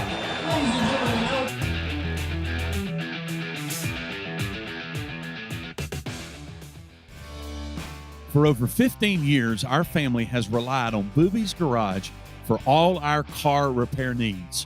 From air conditioning repair to just the basic oil changes, Booby's Garage offers a variety of services to keep your family vehicle running safely on the road. Booby's Garage is located at 30135 US 98, right in the heart of Elberta. Stop by for all of your auto repair needs. You can give them a call at 251-961-1686. That's 251-961-1686. We're proud to have Booby's Garage as a sponsor of the Warrior Sports Network. 21-13 Citronelle as Hernandez is getting ready to kick off. Holden Crook is back deep, and he is going to have an opportunity for another return. Trying to find his lane up over the 15, 20, 25, 30. He's trying to get to the outside, but he's tackled at the 36-yard line. Boy, he was just a step from that outside lane, taking another one to the house. So Elberta will take over 1st and 10 at the 36-yard line. Holden was pulling some grass out of his helmet as he's headed back over to the sideline. Offense is lining up. Going to have 3 receivers to the left. 3 out here in front of us. Duplessis, Waltrip, and Billups. Here we go. Hunter Powers is under center. Billups is in motion into the backfield, and he's coming out. Hunter's going to keep it, try to get to the edge, and he picked up about 2 yards. That was a straight quarterback keeper coming back toward us. He got 2 up to the 38, 2nd and 8. Tim, I think that's the first time I've seen that play this year, as Billups went into motion and then kind of lined up behind Brody there in the backfield, and then went on as like an extra blocker there for Hunter. So we've got Brady Cole Harrison out in front of us with Duplessis. He played quarterback last Friday night. Handoff to Brody Kane up over the 40, 45. He's dancing to the outside. He's loose. 45, 40, 35. Down to the Citronelle 35-yard line. We'll say the 34. Big run by Brody Kane on senior night. And that's a 1st down for the Warriors. I like the motion there. Brody kept his eyes up, was watching how his blockers were getting situated, and then just turned on the jets right at the right time. Big gain for the Warriors. Hunter under center. He's going to keep it. He's coming toward us. It's going to be a pitch to Billups at the 30. He's down to about the 27. That's a pickup of about 8 yards, almost an option play there. Hunter faked the dive to Brody, kept it, took off to the left side, and then made a nice pitch out to Billups. And Billups picks up 8 yards. 2nd and 2. Billups had that little stiff arm going toward the end of the play that got him in about an extra 3 yards. So it's going to be 2nd and 2. The ball is at the 27-yard line. Brody is standing to Hunter's right. He's in the shotgun this time. And Brody gets the carry. And he might have made the 25, maybe the 25 and a half. I think he's going to be about a half yard short. So that's going to bring up a 3rd down play with 6:32 to go before half. Here we go, 3rd, less than a yard. We quickly line up.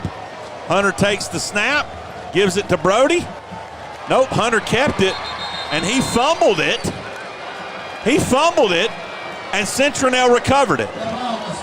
Hunter did a quarterback keeper there. He faked it to Brody, and Citronelle hit him, and the ball comes out, and they recover it at the 29-yard line. So that'll be 1st down Citronelle. Our defense has to get back on the field.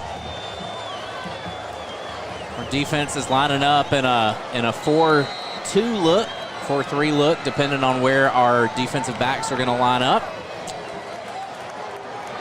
Unfortunate turn of events there. Warriors putting together a nice drive, and once again get bitten by the turnover bug. We got a timeout on the field by Citronelle with 6:15 to go here before the half. The Wildcats lead 21-13. We'll be back. You're listening to the Warrior Sports Network. Baldwin County Victory Polaris is your one-stop shop for new Polaris ATV, UTV, Slingshot Roadsters, and great selection of motorcycles. The new owners are excited to bring our products and services to the Gulf Coast. Come see our huge selection of new and used inventory, and we take trade-ins too. You name it, we take it. Visit or call our dealership today for the best sales, service, parts, and financing for motorsports vehicles in Alabama. Baldwin County Victory Polaris, Loxley, Alabama.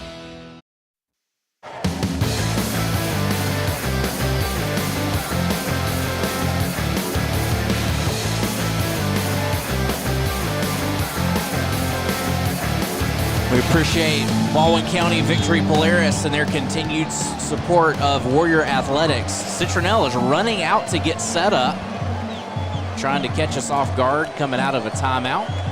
Next Saturday's customer appreciation at Baldwin County Victory Polaris. John Snyder will be there. Stop by and see the good folks there. Adams is going to throw it. Oh, he almost intercepted. Adams is trying to throw it out in the flat. He was trying to get it to number 4, Blake Jarvis, and we were there almost with the interception, and so that's going to bring up second down. John Snyder will be at Baldwin County Victory Polaris next Saturday. Just a good old boy from the Dukes of Hazzard. So stop by during the day. The first 100 fans will be able to get a picture and an autograph with him. They'll have food and games and other things going on. Sounds like it's going to be a great time for the kids as well. Here we go, 2nd and 10 with 6:08 to go. They're just going to hand it to Adil up the middle, and we're there. We've got him, and we stop him right on the spot. He might have gotten a yard. And so now we've got another 3rd and long. It's been kind of an Achilles heel so far tonight in the game, 3rd and long. You play good defense for 2 downs. You got to play them for 3 and make them punt. Last time a broken play, went for a touchdown. Let's see what we do here as Coach Reynolds dials it up. Clock says 5:39, 3rd and 9 from the 31. 3 receivers left, 1 to the right. Adams is going to throw it, obviously.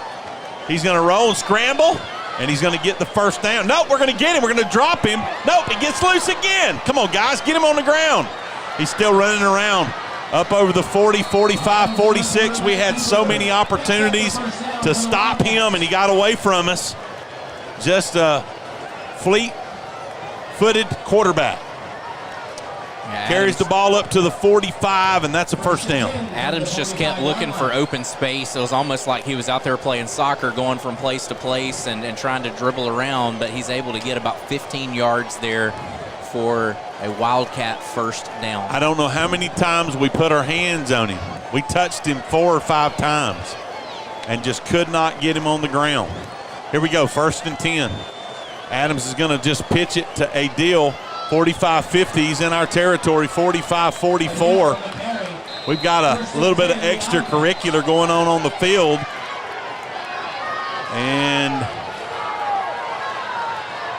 that's unbelievable. Yeah, I don't know about that. Somebody needed to get a flag or something. Now we're going to get a late flag after we had a fight or a wrestling match. And looks like we're going to get a 15-yarder. They're pointing at our guys. I didn't see the whole play develop. I just saw number 68 for Citronelle on top of one of our guys back at midfield. Yep, unsportsmanlike conduct on Elberta, and Coach McDaniel says, I want a timeout. I want a timeout so we can talk about that. Yeah, I don't know.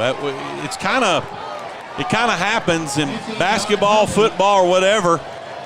Lots of times the person that reacts gets the penalty. Coach McDaniel is I'm with Coach Mack on this one. I was keeping my eye on that one, and I feel like there should have been a penalty flag out way before it came out. But here we are. Timeout. We're going to take a break. Coach Mack wants to talk. 4:41 to go. 21-13. Timeout. You're listening to the Warrior Sports Network.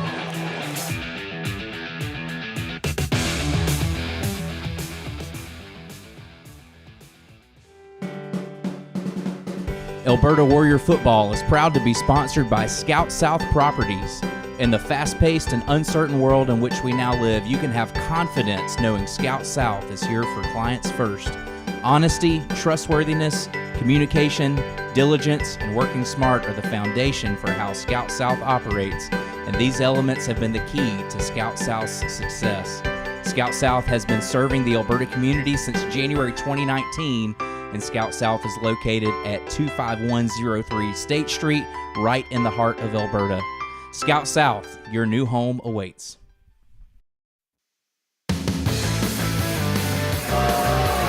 All right, we're getting things sorted out here at John T. Cobb. The crowd is showing their displeasure for the call.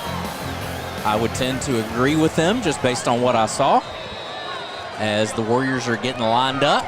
Here it's going to be 1st and 10 from the Warrior 30-yard line. So the for Elberta Wildcats. fans are trying to help the referees there a little bit, tell them they don't like the call, but it's over and done with now.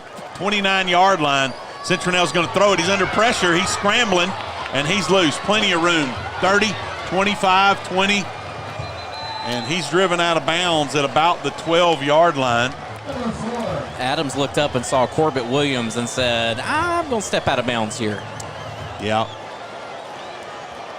I don't blame him. If I saw that head of hair coming at me, I'd get out of the way too. So Citronelle's going to have 1st and 10 at the 12.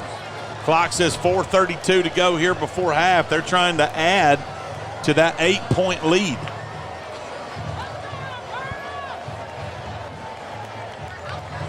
Unfortunate break there on that 15-yard penalty that moved the ball way down in Elberta territory. Now they're at the 12. It's an inside pass, and the ball sails.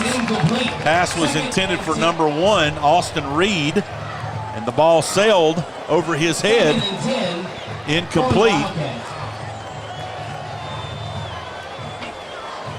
You know, Tim, there's a lot more passing plays coming from Citronelle than I was anticipating for the night, just based on what I'd heard from around the night. But Adams has a great arm, and I can see why they're looking to the air tonight. 2nd and 10. 2 receivers out here to the right. They've got an H-back, and Adele is the running back. Adams is going to keep it himself, and we're there waiting on him. He might have made the 10. Might have made the 10-yard line. We'll give him 2 on that carry. And so that's going to make it 3rd down and 8. Warrior fans cheering on our defense. Making a good stop. Here we go again with 3rd and long. 2-yard gain on the play. We need to force them to a field goal attempt or to go for it on 4th down.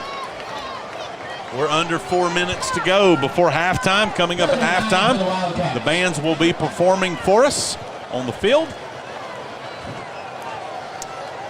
3rd down play.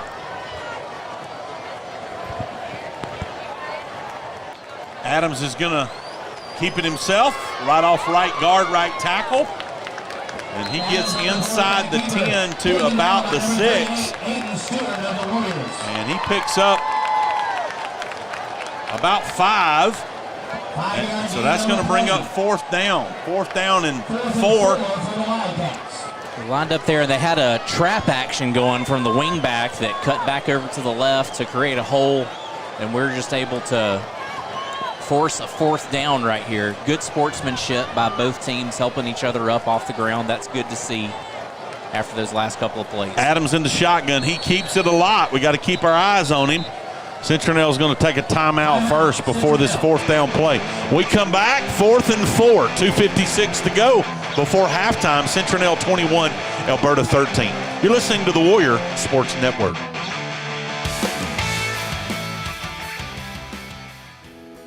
Tim, when I'm thinking about a good meal, I'm thinking about some good country cooking. If you want that, John, then everybody knows there's one place to go for lunch, and that's the Roadkill Cafe. Every day at 10:30, fried chicken, vegetables, bread, drinks, desserts. It's the place to be for good Southern down-home cooking in Elberta, Alabama. Go and visit them on Highway 98, downtown Elberta, for some good Southern cooking.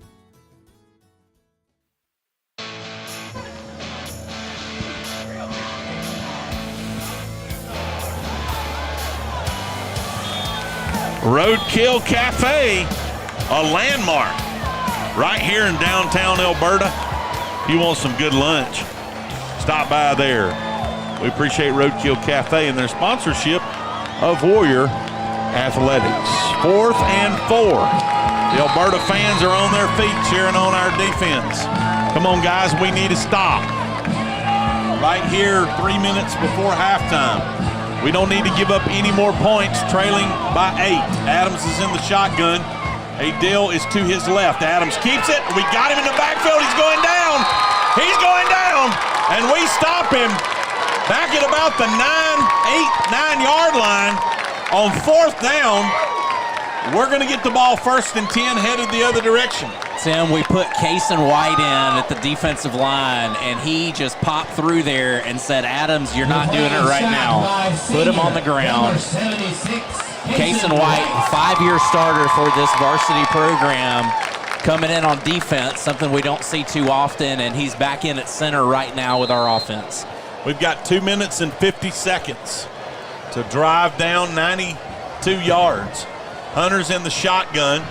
Let's make sure we don't turn it over. Brody Kane with the handoff. He's up to about the 15. That's a pickup of about 7. We don't have to be in a terrible hurry here. We just need to protect the ball on our end of the field. Second and 3. A Wildcat looks to be moving a little bit slow. It's number 21, Dalton Hillman. Here we go. Hunter with a snap. Gives it to Brody. Big hole on the right side. He's up over the 20 to the 21, and that is plenty for a first down, Warriors. First and 10, Warriors. Elberta in the hurry up. They're in the NASCAR. Put your foot on the gas. Let's go. Hunter in the shotgun. Brody's to his left. He's going to throw it. Looks out in the flat. He's got a man. Complete to the 26. That is Duplessis with a reception. About a 5-yard gain, and that'll be second and 5. 5-yard gain on the play. We had that hurry-up offense going. The Wildcats were not able to make a substitution, but they just sent a deal in for Hillman, who was tripped up on that last play. Powers with the handoff. Brody Kane is driving. He's up over the 30.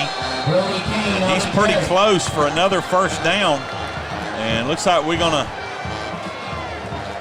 a first down. Okay. Nope. We stopped the clock. Yep, first down. First down. So the clock stops while they move the chains. 1:30. Clock says 1:37, and we're going to snap it. Hunter in the shotgun. Two left, 2 right on our receivers. He's scrambling. He's going to run. He's up over the 35 to the 39. And that's a pickup of about 8. Right, they're going to mark him at the 40. So it's going to be second and 2. Clock's running. We're going to get lined up here. Minute 16. Minute 16. 2 receivers left. 2 to the right. Come on, guys, get set. The clock's running. Every second counts. Hunter with a snap. He's going to throw it. He looks right down the middle of the field. He releases it to Brody, and it just sails over his head. Incomplete. Brody Kane running right down the middle of the route. Seam route. The ball just sails over his head. Clock will stop with 58 seconds to go. It's a good idea. I like the play call. Benjamin Brown, number 6, there with the break-up coverage of that pass as we are getting lined up. It's 3rd and 1. 3rd down. Let's get the first down. Maybe use our other timeout. Brody with the carry, and he gets the first down. He's up to the 43-44. Coach Mack saying, hurry up, hurry up. Coach Davis getting the play out there. Come on, guys. Get lined up, get lined up, get lined up. 53 seconds to go. Trying to Let's use get the ready chains to snap moving. the ball. Trying to use the chains moving to get a play in. We're getting lined up. 3 receivers to the left. Trying to snap the ball. Hunter's rolling toward us. He's looking down the middle of the field. He throws it. He's got a man right there, complete. That's Duplessis. Rawson, no, I'm sorry. That's Brady Cole. Brady Cole Harrison receives the ball at the 41. He just got right in the middle of the field and just kind of sat down. Hunter made a good throw. Clock's running, 35 seconds to go. We're at the 41. Hunter's going to throw it again. He throws it out into the flat, and it is caught. It's caught. Hunter Powers took a shot after he released that ball, and he's kind of woozy getting up. Solomon Waldrop fell down and got up to make the catch on that play. The ball's at the 34-yard line, and the clock's running. 22, 21, 20. 3 receivers left, 1 to the right. Hunter's got to throw it. He's getting pressure from the outside. He rolls. He throws it. It's complete. It's complete down to the 21. Clock says 7, 6. Timeout on the field. Clock's down to 6 seconds. I'm sorry I couldn't see on the other side. I think that was Solomon Waldrop. Solomon again. We've got to spike it. Lost some time there. We're just a second or two late getting lined up. We spiked the ball, and the clock says 2.7 seconds to go. Now, Landon Adams kicked a 42-yard field goal against Gulf Shores a few weeks ago. This one would be from 40 yards. So he's got plenty of leg. Let's just get a clean snap, clean hold, and a clean kick. Here we go. Hunter is our holder. Here's the snap, the placement, the kick is up. It's long enough, plenty long, and it is good. 40-yard field goal. Landon Adams to end the first half. And that's the end of the first half. We're going to go to the half. It's time for the Battle of the Bands. Citronelle, 21. Elberta, 16. We're going to have a second half. Some great football tonight. Thank you for joining us on the Warrior Sports Network. We'll take a timeout, and when the bands get ready, we'll bring you the halftime performance, and then we'll be back for the second half. You're listening to the Warrior Sports Network.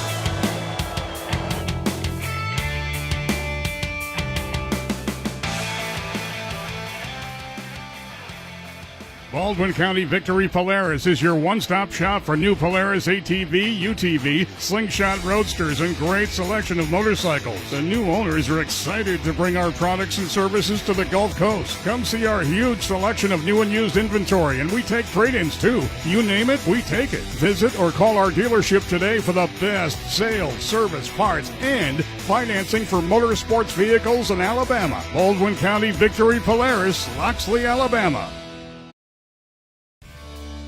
For over 15 years, our family has relied on Booby's Garage for all our car repair needs. From air conditioning repair to just the basic oil changes, Booby's Garage offers a variety of services to keep your family vehicle running safely on the road. Booby's Garage is located at 30135 US 98, right in the heart of Elberta. Stop by for all of your auto repair needs. You can give them a call at 251-961-1686. That's 251-961-1686. We're proud to have Booby's Garage as a sponsor of the Warrior Sports Network.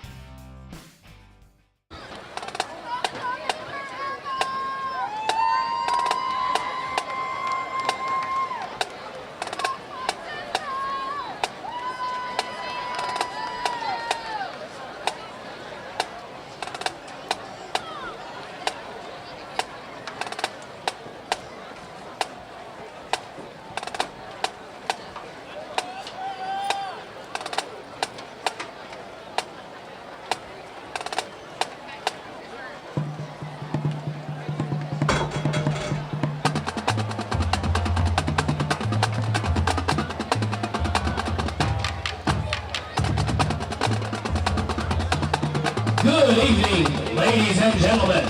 On behalf of Superintendent Mr. Eddie Tyler and Principal Mr. Brandon Bailey, we proudly present to you Elberta High School's Band of Warriors Marching Band.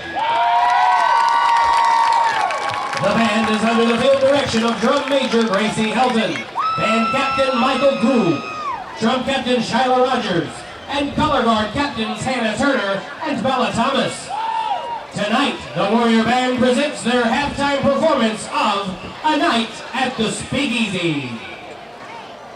Drum Major Gracie Helton, is the band ready?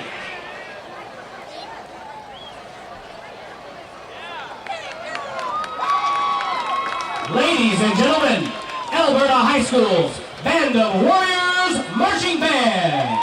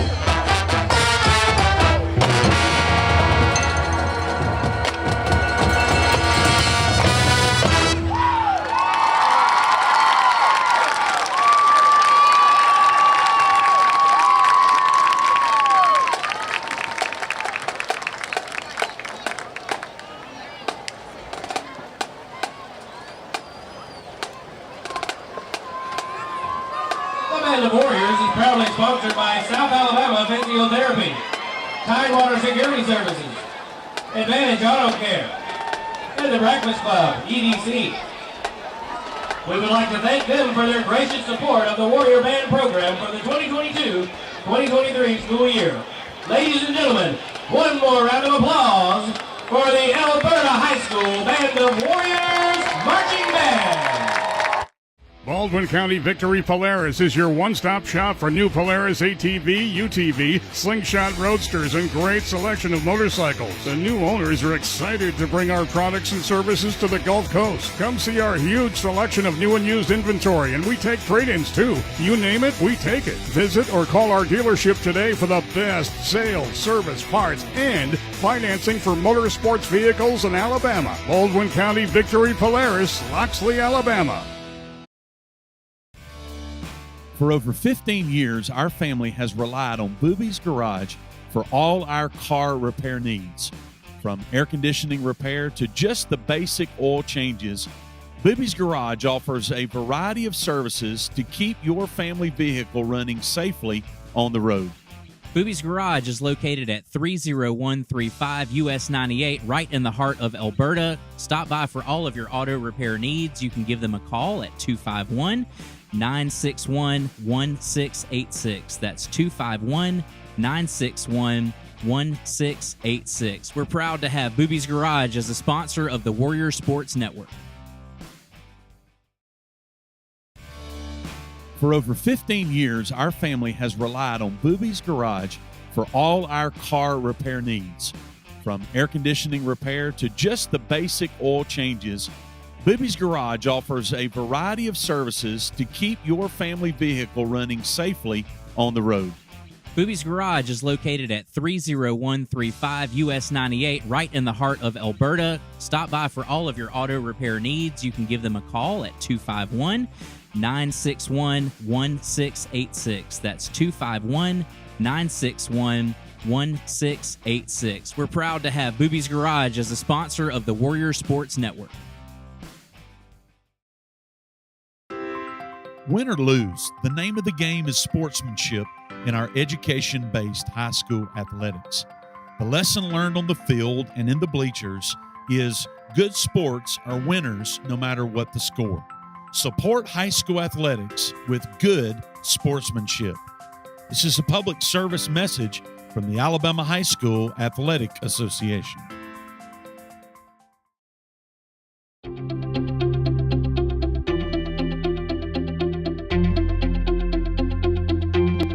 The score of any game is generally forgotten over time, but the actions of the players, coaches, and spectators Are remembered forever. So the next time you attend a high school game, Think of how history will remember you. Good sports show you how to play the game. Everyone can be a leader. We are!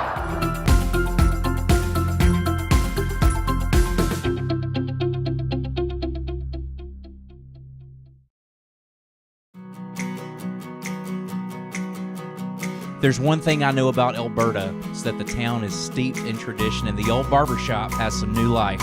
Wesley's Barbershop's the place for a fresh cut for school, work, or that special event that's right around the corner. Wesley's Barbershop is located right in the heart of town at 24967 Highway 98. Open Tuesday to Friday, 7 a.m. to 5 p.m., Saturday, 7 a.m. to 12 p.m. Wesley's Barbershop. Come on in. Elberta Warrior Football is proud to be sponsored by Scout South Properties. In the fast-paced and uncertain world in which we now live, you can have confidence knowing Scout South is here for clients first. Honesty, trustworthiness, communication, diligence, and working smart are the foundation for how Scout South operates, and these elements have been the key to Scout South's success. Scout South has been serving the Elberta community since January 2019, and Scout South is located at 25103 State Street, right in the heart of Elberta. Scout South, your new home awaits. Hey, I'm Nathan Duckworth, and I'm the student and worship pastor at the Point Church here in Elberta. We love Elberta, and we are excited to support our Warriors as they compete this season.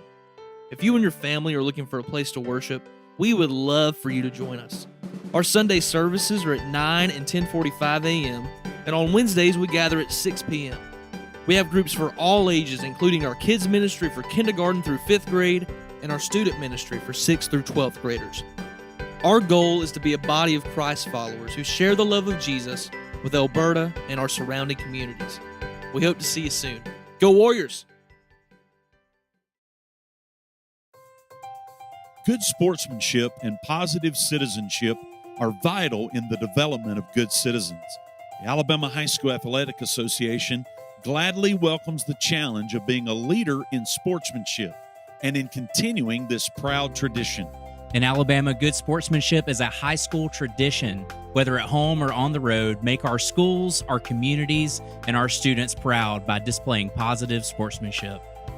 This is a public service message from the Alabama High School Athletic Association. Hey everybody, just checking in today to see if you've had your Sip and Save from Circle K. $5.99 a month. Stop by there, sign up, 1 drink a day, and you'll be blessed for it.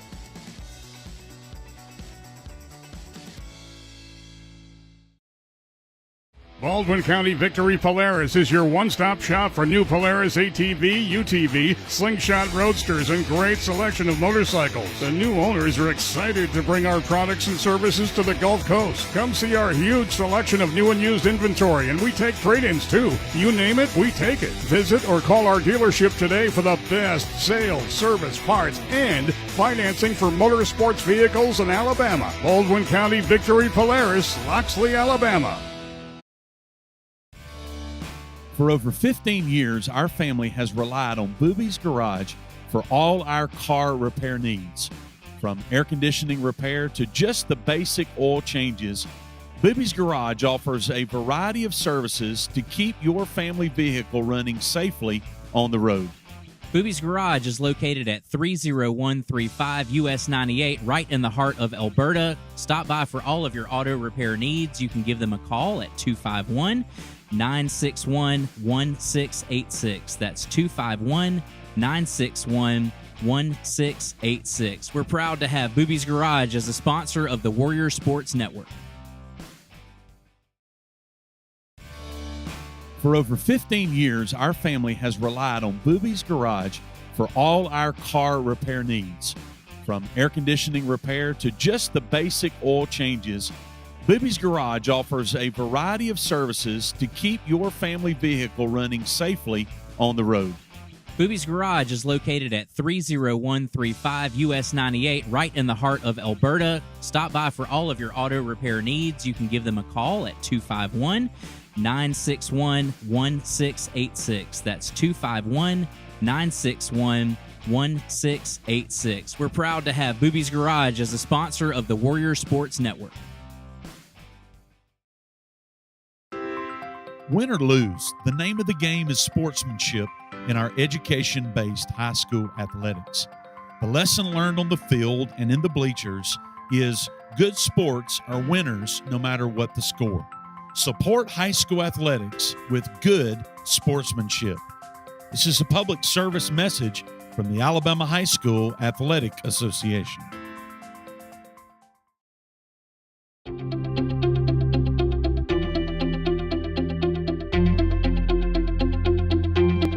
The score of any game is generally forgotten over time, but the actions of the players, coaches, and spectators Are remembered forever. So the next time you attend a high school game, Think of how history will remember you.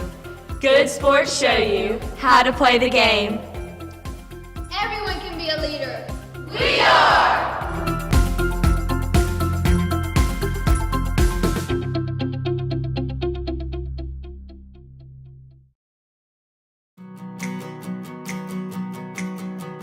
There's one thing I know about Elberta, is that the town is steeped in tradition, and the old barbershop has some new life. Wesley's Barbershop's the place for a fresh cut for school, work, or that special event that's right around the corner. Wesley's Barbershop is located right in the heart of town at 24967 Highway 98. Open Tuesday to Friday, 7 a.m. to 5 p.m., Saturday, 7 a.m. to 12 p.m. Wesley's Barbershop. Come on in.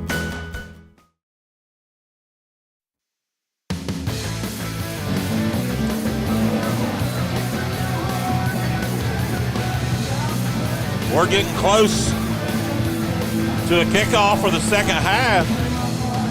I look down here to my left, and I see Wesley from Wesley's Barbershop. Look at us and wave at us.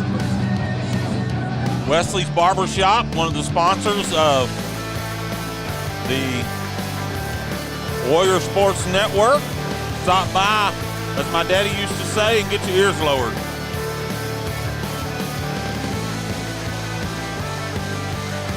We're going to receive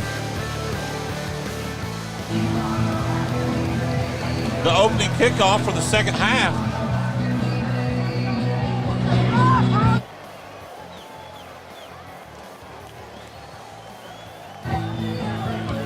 Our man is deep. Holden Crook. It'd be a great time for him to house another one on senior night, wouldn't it?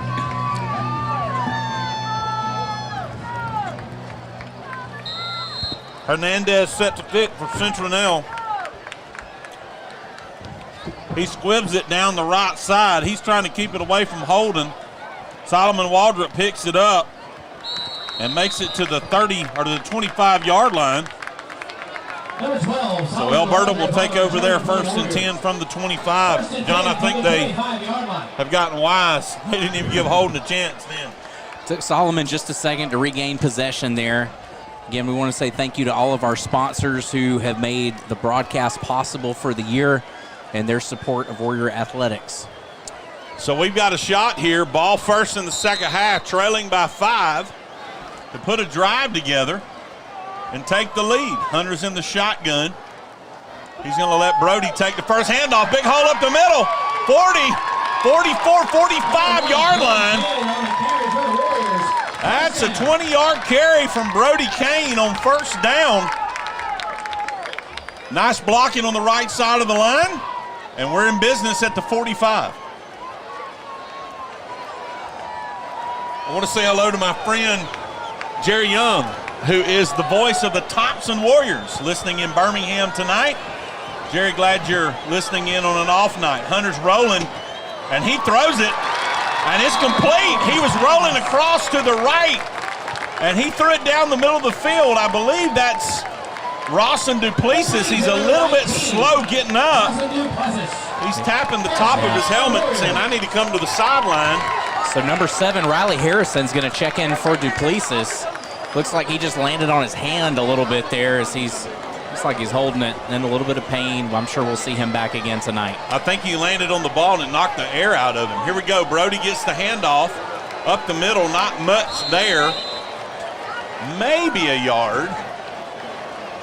Ball's going to be marked at the 34-yard line. And that'll bring up second down. They're going to leave the yard marker. They're going to move it about a quarter of a yard. So we'll just say 2nd and 10. Come on, guys, let's put it in the end zone. 2 receivers to the right, 2 to the left. Brody Kane is the running back. Billups is coming in motion toward us. It's a swing pass. He's got to get on it. No, they're going to say incomplete. Line judge ruled it incomplete immediately. It almost looked like a backwards pass the way Hunter threw it.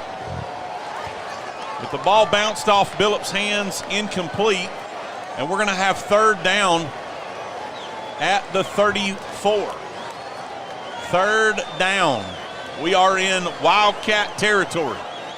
10:22 to go here in the 3rd quarter. Hunter's going to do quarterback keeper. Good play call right up the middle. And he's pushing, driving. I don't think he quite got to the first down. I think he's going to be about a yard short over there. Almost 2 short. So we're going to say 4th and 2. A long 1, almost 2, and we're going to go for it. Here we go. Ball's at the 26. Billups in motion. Hand off to Kane right up the middle. He's got the first down. He's got the first down. Right up the middle down to the 21-yard line. And the Warriors have put together a nice drive, John, here to start the 3rd quarter. That's right. That was a good play call going back to number 1, getting just a couple of yards. That's all that we needed, but 9:34 is on the game clock in the third quarter, and if we score a touchdown, that would give us the lead by 1. Hand off to Kane. He's got a hole. He's loose. 10, 5, touchdown Warriors! Brody Kane, right off right guard, right tackle. Gets to the outside and carries it into the end zone. 9:23 to go in the third. Elberta takes their first lead of the ball game, 22-21. Great play right off the right tackle to the right corner of that end zone. And I thought we were going to go for 2 for just a second, but we are going to go for 1 here as the kicking unit is out and we're getting set up. I think we plan on doing some more scoring, to be honest. Here we go. It's too early, I think, to go for 2. We're going to try the extra point. Landon boots it up. It looks like he pushed it a little bit off to the right. He missed it. He missed it. He made a 40-yard field goal to end the half, and he pushed that extra point off to the right. But nonetheless, Warriors, we've got the lead. 9:23 to go, third quarter. Elberta 22, Citronelle 21. You're listening to the Warrior Sports Network.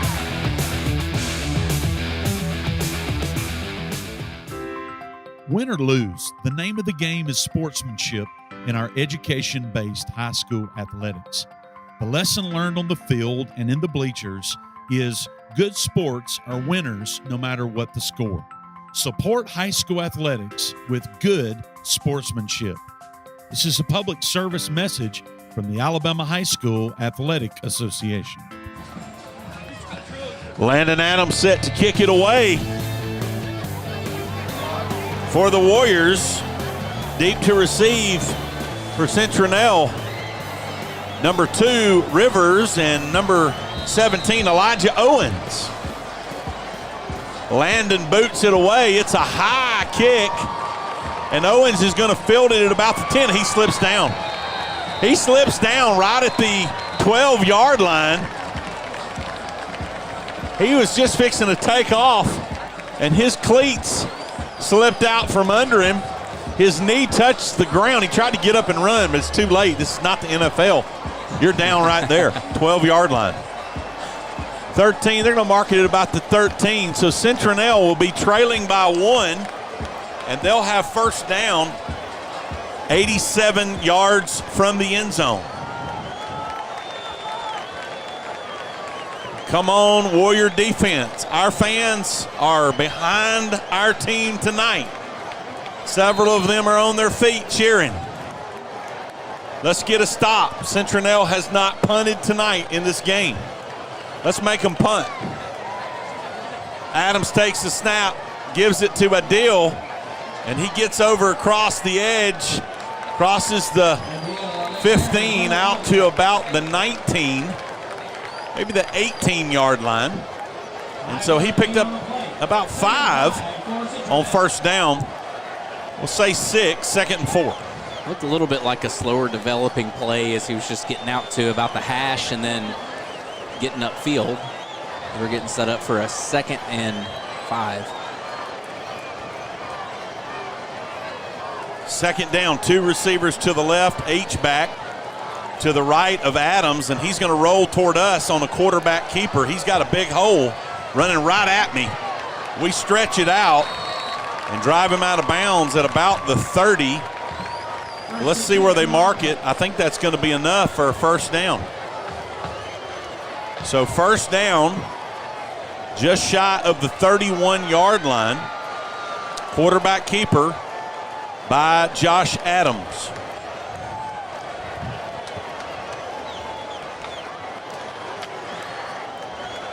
I'm sorry, Justin Adams. 1st and 10. Clock says 8:31. Play clock's at 9. Rivers in motion. He's going to get the ball on that handoff there, and we're there waiting on him. He might have got a yard, maybe a yard. Nice defense there by Tyshawn Washington, Jared Freilich, Aiden Stewart. Tyshawn just didn't let him go there, stayed with it. Ethan Parker there as well on the stop for the Warriors. Nice job, Ethan. 2nd down and 9.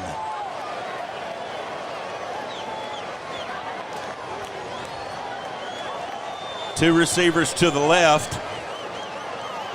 Jarvis is that H-back again. Adams just keeps it. He's going nowhere. He's going nowhere. Jaron Freilich stood him up right at the 50-yard line,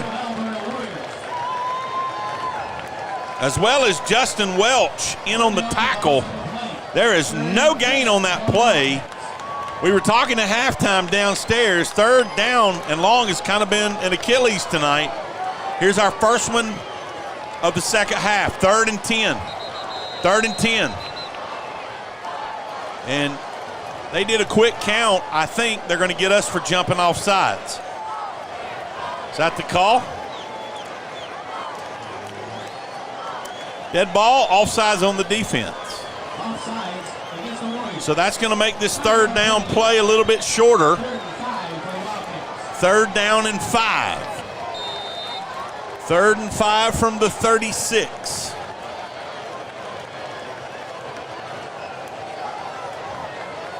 They're sending Rivers and Chastain out in front of us. Rivers in motion. He's going to get a little toss sweep there. And we stop him. We stop him at the 37, maybe the 37 and a half. And so that's going to bring up 4th down and 4. John, I think they're sending the punt team out for the first punt of the night. Then we had a little bit of action after the play, but good on our guys for keeping everything clean. No flags coming out. Jacob Page. Citronelle is waiting on a player. Late substitution. There's under 10 seconds left on the play clock. Let's see if they're able to get lined up and get the ball snapped. 5, 4, 3, 2. They got it off. Jacob Page punts it away. It's an end-over-end kick. Bounces at the 35. And Holden says, I'm just going to let that one go. Hey, we got the lead and we got the ball. Let's take a break. When we come back, 1st and 10 for the Warriors from our own 13-yard line. You're listening to the Warriors Sports Network.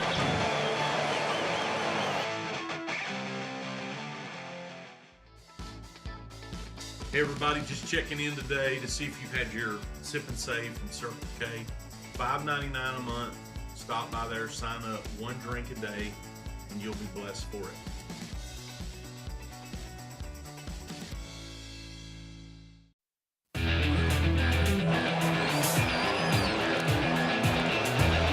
Here we go, 1st and 10 from our 13. Hunter and Brody are in the backfield. Brody with a bunch of carries tonight, and he gets the ball on 1st down. And he gets about 2 yards, maybe 3. We'll say 2nd and 7. Brody has got a big load of the carries tonight. 4 receivers, 2 to the right, 2 to the left. Let's see if we go back to him again. Inside handoff again, big hole right up the middle, and he pushes up over the 20, up to about the 22. And I think that's going to bring up a 3rd down and short. Nope, 1st down.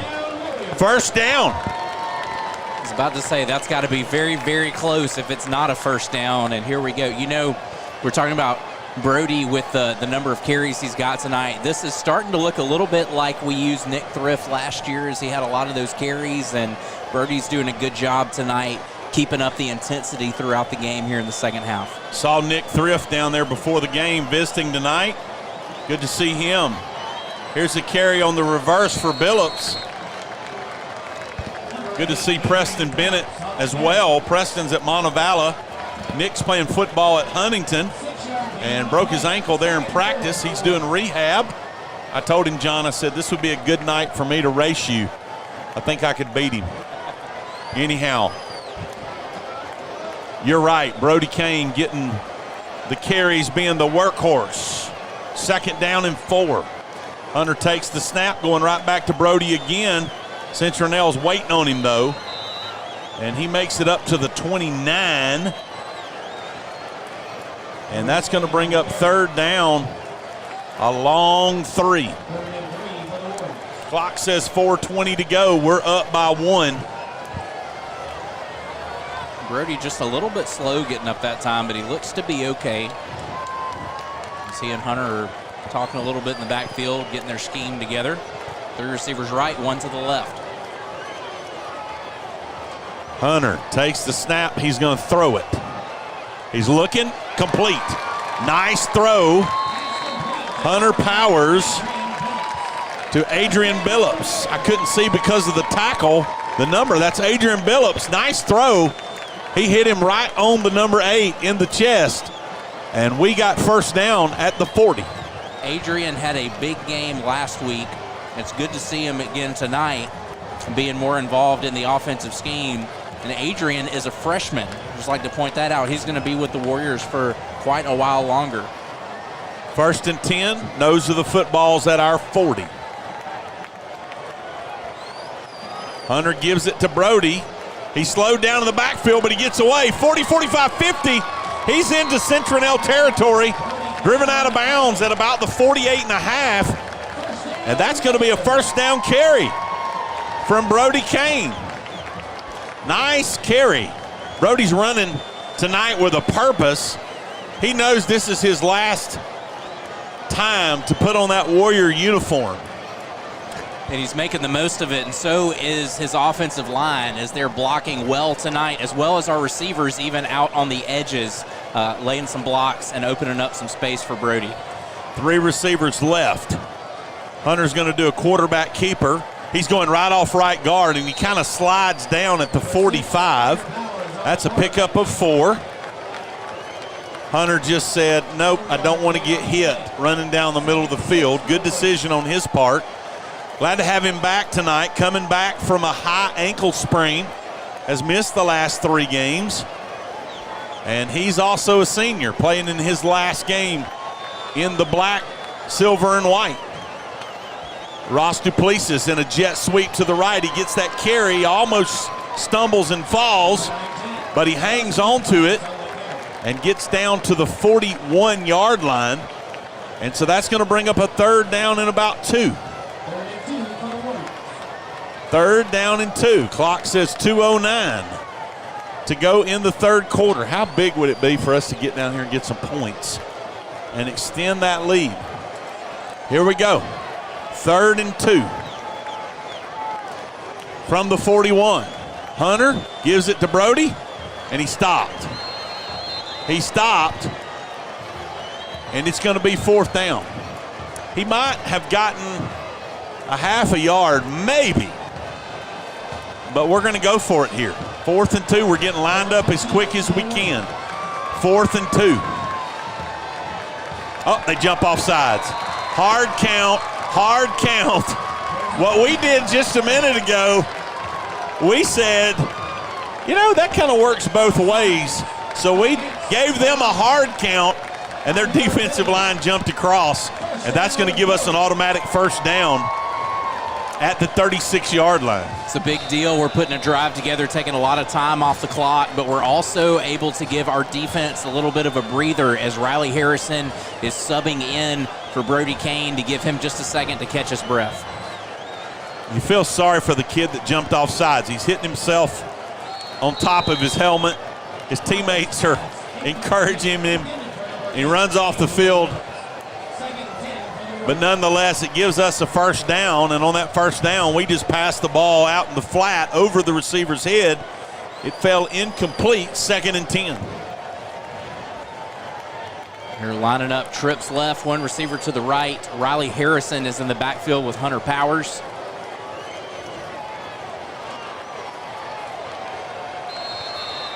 Riley Harrison gets the carry, no gain. No gain on first down. So we're going to have 3rd down and 10. We're under a minute. We are under 1 minute to go in the 3rd quarter. 3rd and long. Play clock says 22. Hunter gets the play from Coach Davis. 2 receivers to the right, 2 to the left. Riley is the running back. He's blocking. And Hunter throws the ball down the middle of the field, and it just floats on him and sails incomplete, kind of down there in no man's land. And that's going to bring up 4th down. 4th down with 35.8 seconds to go. It's not really in a good area to punt. A little bit too long for Landon. It would be about a 53-yard field goal if we were to try that. So it looks like we're going to let the clock run down, and we're going to take a timeout here, all right? We're going to take a timeout on this fourth down play as the play clock is about to expire. Actually, we're going to take a penalty, 5-yard penalty for delay of game. That's what Coach Mack's going to do. I thought he was going to take a timeout. We're going to take that 5-yard penalty. It's going to back us up to the 41, and then we're going to send the punt team out and try to pin the Wildcats deep. Here comes Landon Adams. He's our guy. He's our kicker. And he's going to try to punt it and pin them deep. Citronelle is not even sending anybody back. Well, they are now. They had all 11 guys up at the line. We're going to try to just pooch kick it. Now they're back up. Nobody deep to receive. We're just going to try to kick it straight up in the air. Nice kick, Landon. Let it bounce, guys. Let's get an Elberta bounce there. And it rolls dead at about the 17. So Citronelle's going to take over, trailing by 1, 23.7 seconds to go in the third quarter. 1st and 10 from their own 17-yard line. Tonight is the last night of regular season games across the state of Alabama. The playoffs begin next Friday night in a variety of places. These two teams, tonight is their last game of the season. Both of them want to end on a win. We've got about a quarter and 23 seconds to go in a 22-21 ball game. Adams in the shotgun, 3 receivers out to his right. He throws it to Chastain, and the ball goes behind him, out of bounds at about the 25, incomplete. 2nd and 10. Clock says 20.1 seconds to go in the third quarter. A few scores from around the league tonight. UMS is leading Williamson 10-8. So that's a close one in Mobile.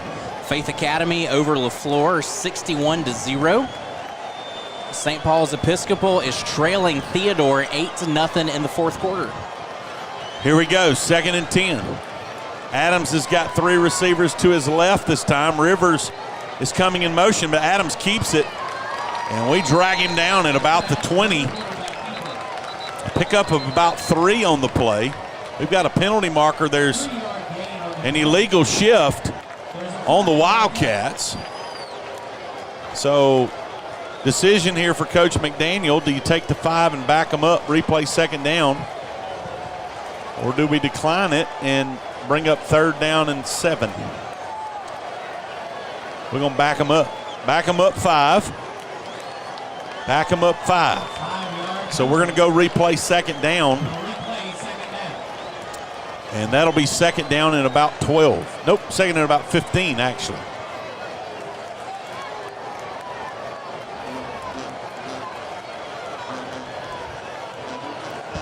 So Citronelle gets backed up.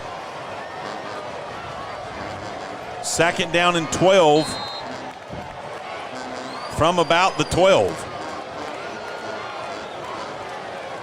Adams takes the snap. He's going to throw it. Throws it out in the flat, and Chastain drops it. Hit him right in the breadbasket, and he dropped it. He was trying to cut upfield. If he'd have caught that ball and turned upfield, plenty of green grass in front of him on that inside screen, but the ball hits the ground incomplete, and that's going to bring up 3rd and 15. I hate to beat a dead horse, but 3rd and long has been a problem. We got to keep our eyes on Justin Adams. Keep him in the pocket. Get him on the ground. Our safeties are positioned on our side of the first down marker, so they know what they've got to stop. So Adams pumps. He's going to take off running. And we stop him at the 23. Nice run. He went to try to throw the ball, and we hit him in the arm, and so he just took off running. He picked up about 9 or 10 yards, But that's going to bring up 4th down and 6, and that's the last play of the 4th quarter. Come on, Warriors. 3rd quarter. 4th quarter's coming up. I said 4th. Last play of the 3rd would be the end of the ball game if it was the 4th. We've got 1 quarter to play. Elberta 22, Citronelle 21. We'll be back. 4th down for the Wildcats. You're listening to the Warrior Sports Network.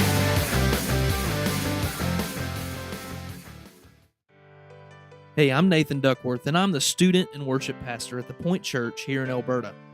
We love Elberta, and we are excited to support our Warriors as they compete this season.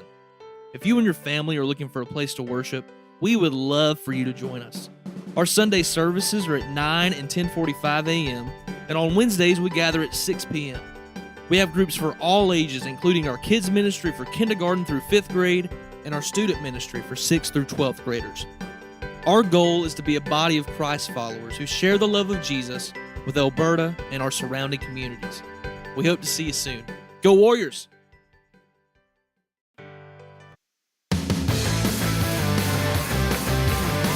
So we're headed into the 4th quarter. We appreciate the Point Church and their support of the Elberta Warriors. The Point Church is located right there on Main Street in the heart of town. We are getting lined up for the 4th and 4 play to start the 4th quarter. Number 38, Jacob Page, is out for his 2nd punt of the night. We got a pretty good punt returner back there standing at his 46. That's Holden Crook. Page, high snap, he gets it away. Holden is going to field it at the 41. Nice catch. Bearcats called. So we're going to start with good field position. We're up by 1. And we're going to start at our 41-yard line. 1st and 10. That was a great punt by the Wildcats. It was high, gave him time to cover, and Holden made a great grab there to set us up. Great field position. The ball, scoreboard says, is on the 42-yard line. So we're getting lined up. We've got 2 receivers wide left, 2 to the right. John, if we have any trick plays in our arsenal, I'd love to see one. Here we go. We might have jumped and got away with that, but Rawson Duplessis carries it down to the 41. About the 41, that's plenty for a 1st down. Looked like we might have shifted a little bit there before the snap, but we'll take it. Yeah, I saw what you saw. 41-yard line. 1st and 10. Come on, guys. Let's put this ball in the end zone. Hunter gives it to Brody right up the middle. Boy, he was just 1 tackler away from breaking it right down the middle of the field. He picks up 6 on 1st down. And that's going to make it 2nd and 4. Here, Tim, one thing I'm really noticing from our Warriors tonight is we are really focusing on ball protection. Notice how when Brody is bracing for contact, he's pulling that ball in close to his body to make sure it doesn't pop out. Billups goes in motion, trying to run a jet sweep, get to the outside, and that just broke down all the way across. High snap, kind of a dangerous handoff, but he got it to him. But we lost about 4 yards all the way back to the 40. So we're going to have 3rd down and 9. Adrian's going to have to keep his head up on that one. Sometimes that just happens. We've got 3rd and 9. 3rd and 9 from the 40. Probably a passing down. Hunter's rolling toward us. He's looking. He throws his caught. What a catch. What a catch. Solomon Waldrop. That's what I'm talking about. He went up high, caught the ball up high, and brought it down. At halftime, we were talking about how Solomon's been a little bit quiet this season, but he is showing out tonight. Still not enough for the 1st down. So we're at the 32, and we're going to have 4th down and 1. 4th and 1 for the Warriors. Let's see if we get some Brody Kane here. What's been our best play? Let's run it. and we slip and fall. Hunter kept the ball. His foot slipped out from under him. He falls down at the 34, and that'll be a turnover on downs. Unfortunate. 4th and 1. Hunter's feet just came right out from under him, and he fell down at the 34. And so Citronelle takes over 1st and 10.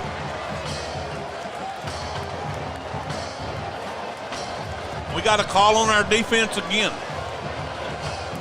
Come on, guys. Let's get a stop.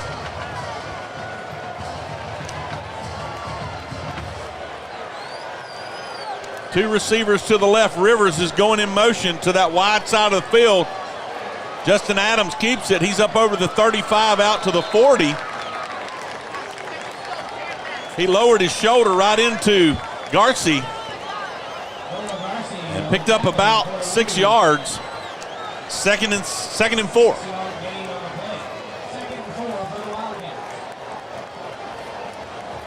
Tim, I'm listening for whistles. I feel like I see a little bit of contact continuing after. I hope that our guys are keeping sportsmanship in mind here as well as for their own protection. You don't want to see somebody get hit when they're not looking.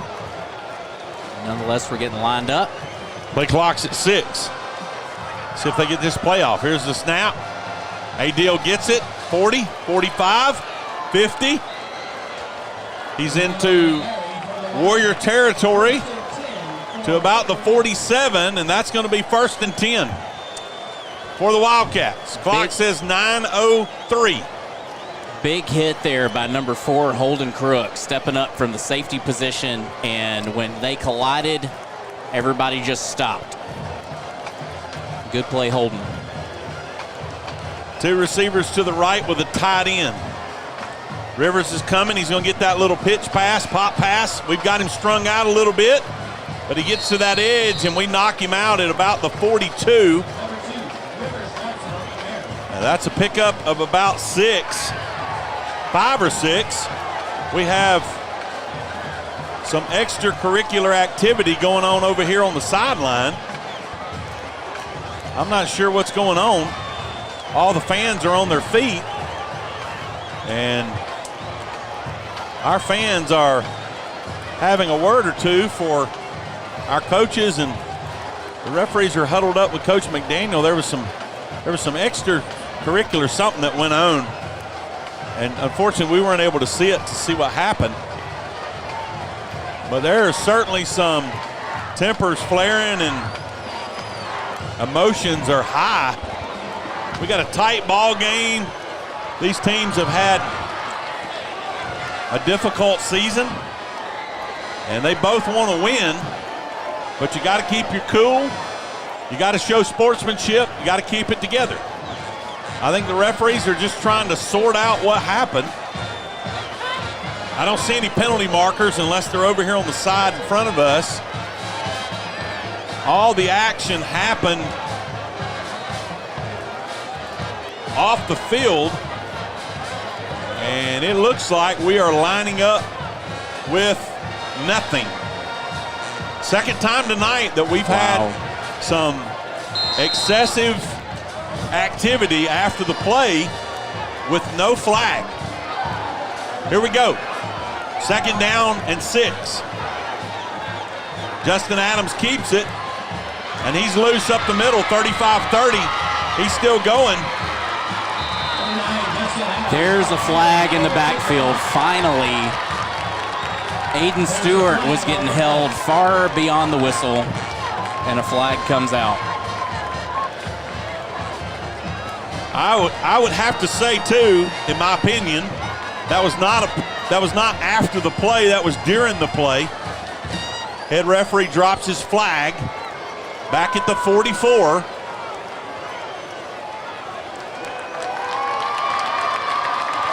Unsportsmanlike conduct is the call on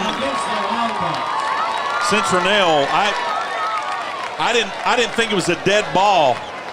That was going on during the play, and he dropped the flag and said it was a dead ball after the play. So I felt like that flag should have been or that ball should have been moved back from the line of scrimmage.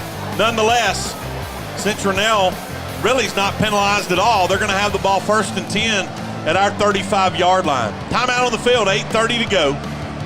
Elberta 22, Citronelle 21. You're listening to the Warrior Sports Network.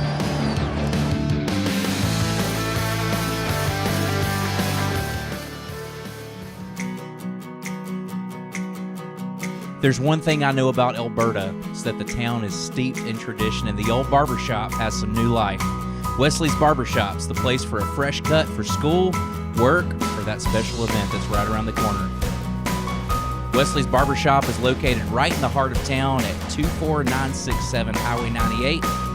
Open Tuesday to Friday, 7 a.m. to 5 p.m., Saturday, 7 a.m. to 12 p.m. Wesley's Barbershop. Come on in.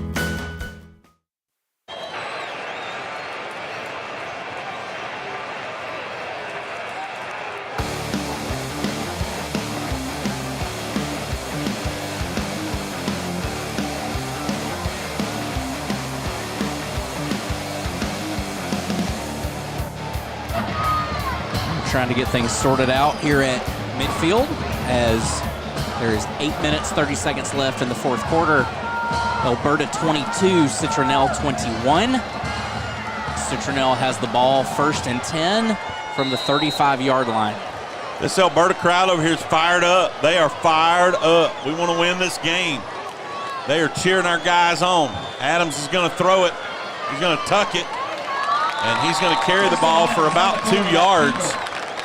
There's just a lot of chippiness going on from both sides. 1 yard gain on the Both play. teams are going to have to keep their composure down the stretch. Elberta needs to stay focused on football. And let's get a stop here. 2nd and 8. Ball's at the 33.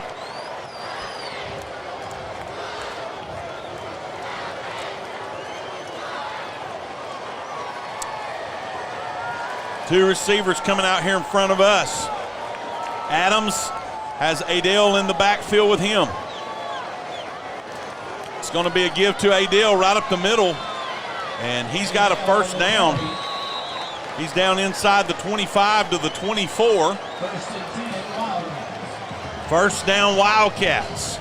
Corbett Williams there on the tackle, assisted by number 45, Dylan Maddox.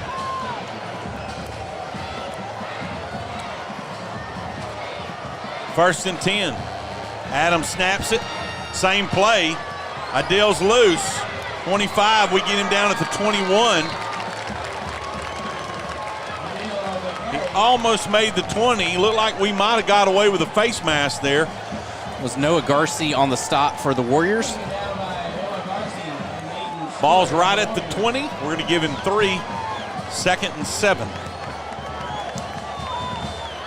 Be really nice to force them to a field goal here.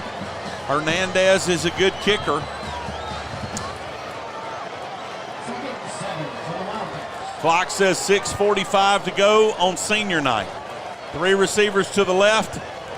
Rivers is standing right behind Adams. Adams is going to roll, and he lobs it. I thought he lost the ball. He lobbed the pass, and it was caught at the 10-yard line. I thought the ball slipped out of his hands the way he just kind of lobbed it, but it was caught. 10-yard line, 1st down. He looked up, he found James Reed just dragging across the field there. That's going to bring up 1st down for the Wildcats. 1st and goal. We need a turnover down here. Come on, guys, let's pop that ball out.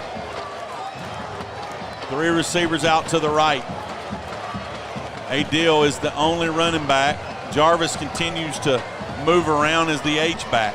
Low snap. Adams is going to run it. 10.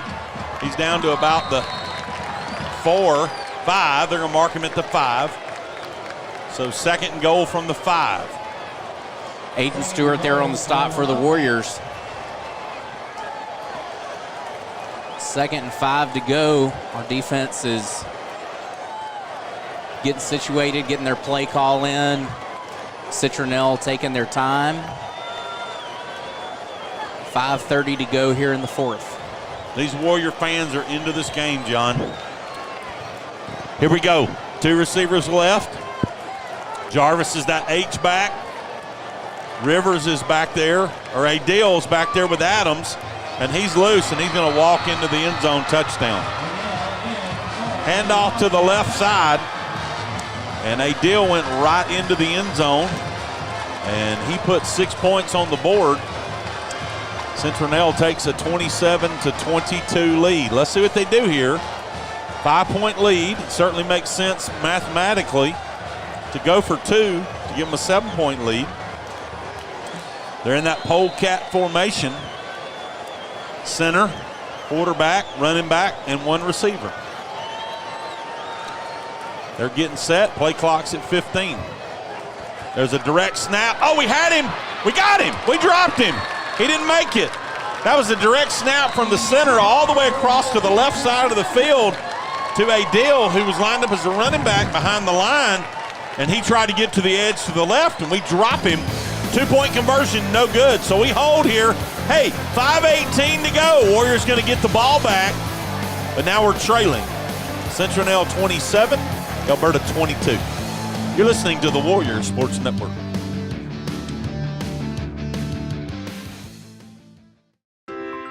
Win or lose, the name of the game is sportsmanship in our education-based high school athletics.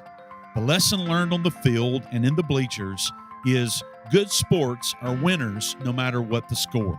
Support high school athletics with good sportsmanship. This is a public service message from the Alabama High School Athletic Association.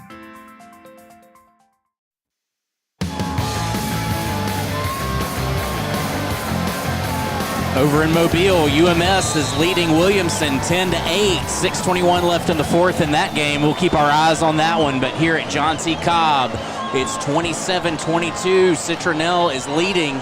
Here is the kick. Holden Crook is back to receive. Holden takes it at the 10. He's at the 15, the 20, the 25, 30, 35. He's up over the 40, and he gets dropped right there. Nice tackle by Citronelle. Braden Rivers there on the tackle for Citronelle. Man, Holden almost found a whole lot of green grass in front of him. Special teams are very important to the game, and we've seen that on returns tonight already. Good field position.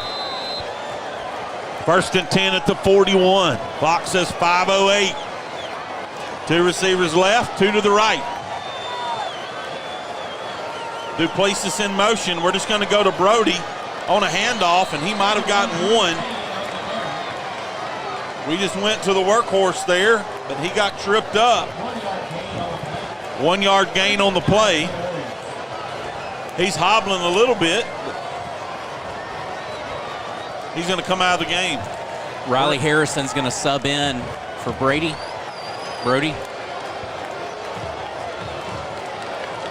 2nd and 9. Hunter in the shotgun. He's going to throw it. He completes it to Duplessis. He breaks the first tackle. He gets loose. He's getting to the outside. 45, 50, 48-yard line. First down, Warriors. Nice, strong catch. Rawson Duplessis broke the first tackle.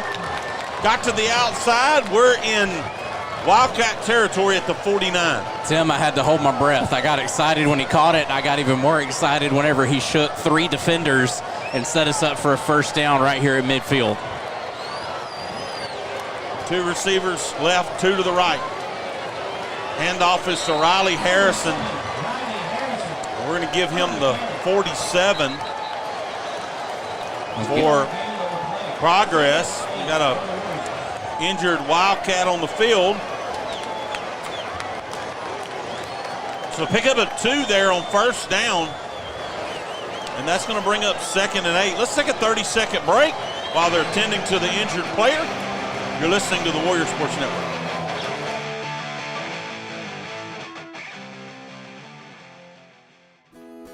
Tim, when I'm thinking about a good meal, I'm thinking about some good country cooking. If you want that, John, then everybody knows there's one place to go for lunch, and that's the Roadkill Cafe. Every day at 10:30, fried chicken, vegetables, bread, drinks. Here we go, 2nd and 8 from the 47. Quarterback keeper, Hunter Bowers, he's loose. 40, 38. We were talking about fried chicken and Roadkill Cafe, and they snapped the ball. We got to get back to football. We can eat chicken tomorrow. First down at the 38.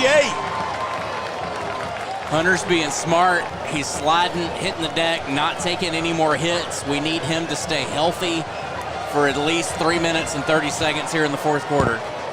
No field goals will help. We got to get the ball in the end zone. First and 10 from the 38. Protect the ball. Protect the ball. Hunter's in the shotgun. He's got 3 receivers out to his left, but he's looking to his right. And he's got Solomon Waldrop, I believe. Yep, Solomon Waldrop, sure-handed Solomon. He catches the ball at about the 31. That's a pickup of 7. Now they're going to mark it at the 30. Second and 2. Long 2, we'll call it 3. Clock stopped at 3:07. Hunter gives it to Brody. He didn't have much there, maybe a yard. He crosses the 30 to the 29. And that's going to bring up third down and 1. Obviously, this is 2-down territory. Be good to get it on third so we don't have to go for it on fourth. We've got all 3 timeouts left. Here we go. Third and 1. Hunter's just going to keep it. And he pushes forward. And it's a first down. Line judge says, yep, he crossed it. Plenty for a first down. Just inside the 28. First and 10. Come on, guys. Clock says 2:31. Let's keep moving the ball. Stay disciplined. Don't turn it over. Clock starts back after the first down. Solomon and Billups out here to the right. Hunter's going to fake handoff. He's rolling out here toward us. He cuts inside. He makes one defender miss. There's a Wildcat on the field. He's getting up slowly. Solomon makes it down to the 25. Pickup of about 3. Second and 7. The clock is at 2:10. There we go. The clock's running. I thought he stayed in bounds. That was just enough time for everybody to get situated. Now there is a Wildcat that is down, cramping on the field. We'll take a quick break. You're listening to the Warrior Sports Network.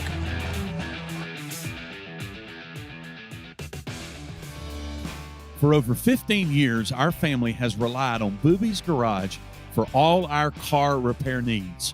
From air conditioning repair to just the basic oil changes, Booby's Garage offers a variety of services to keep your family vehicle running safely on the road.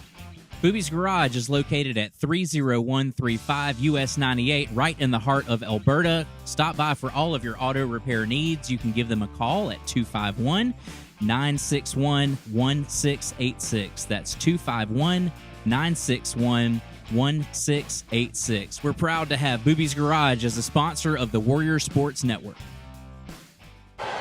And we're back. Injured player helped off the field. UMS Wright leading Williamson 17-8 in the fourth. 3 receivers left. Hunter's going to do another quarterback keeper. He's loose. 20, 15. He got 1 block. He's inside the 10. He's down, out of bounds. They're going to mark him at the 10. I thought he got down to about the 8, maybe the 7. But I am 50 years old and I do wear glasses. Nonetheless, we're going to have first and goal at the 10. We're in business. 1:47 to go. Warriors trailing by 5. First and goal from the 10. Protect the ball. Hunter Powers in the shotgun. Brody's to his left. Let's see if Brody gets it here. He does. Come on, Brody. 10, 5. He's inside the 5, down to about the 3. About the 3. Plenty of time here. There's a minute 35 seconds that are ticking.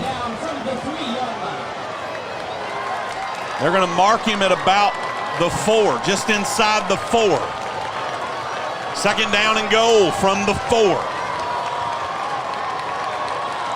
Come on, line. Protect the ball. We need this. Come on, Brody.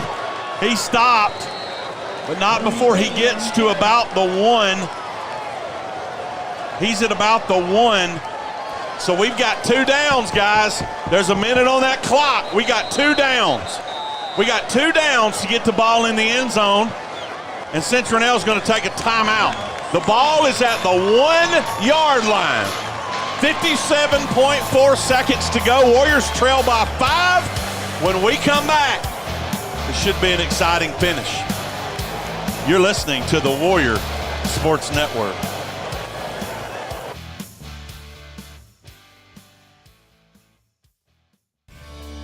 Baldwin County Victory Polaris is your one-stop shop for new Polaris ATV, UTV, Slingshot Roadsters, and great selection of motorcycles. The new owners are excited to bring our products and services to the Gulf Coast. Come see our huge selection of new and used inventory, and we take trade-ins too. You name it, we take it. Visit or call our dealership today for the best sales, service, parts, and financing for motorsports vehicles in Alabama. Baldwin County Victory Polaris, Loxley, Alabama.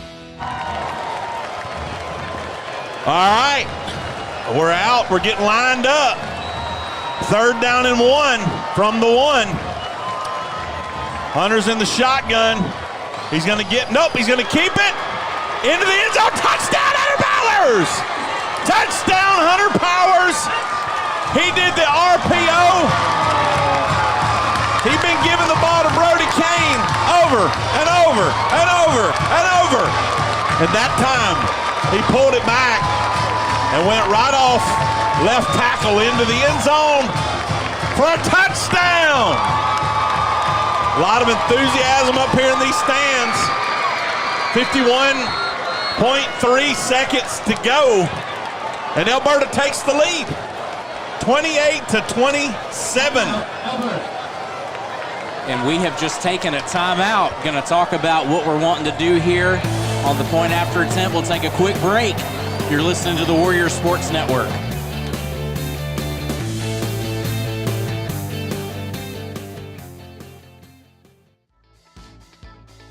Hey everybody, just checking in today to see if you've had your Sip and Save from Circle K. $5.99 a month. Stop by there, sign up, 1 drink a day, and you'll be blessed for it.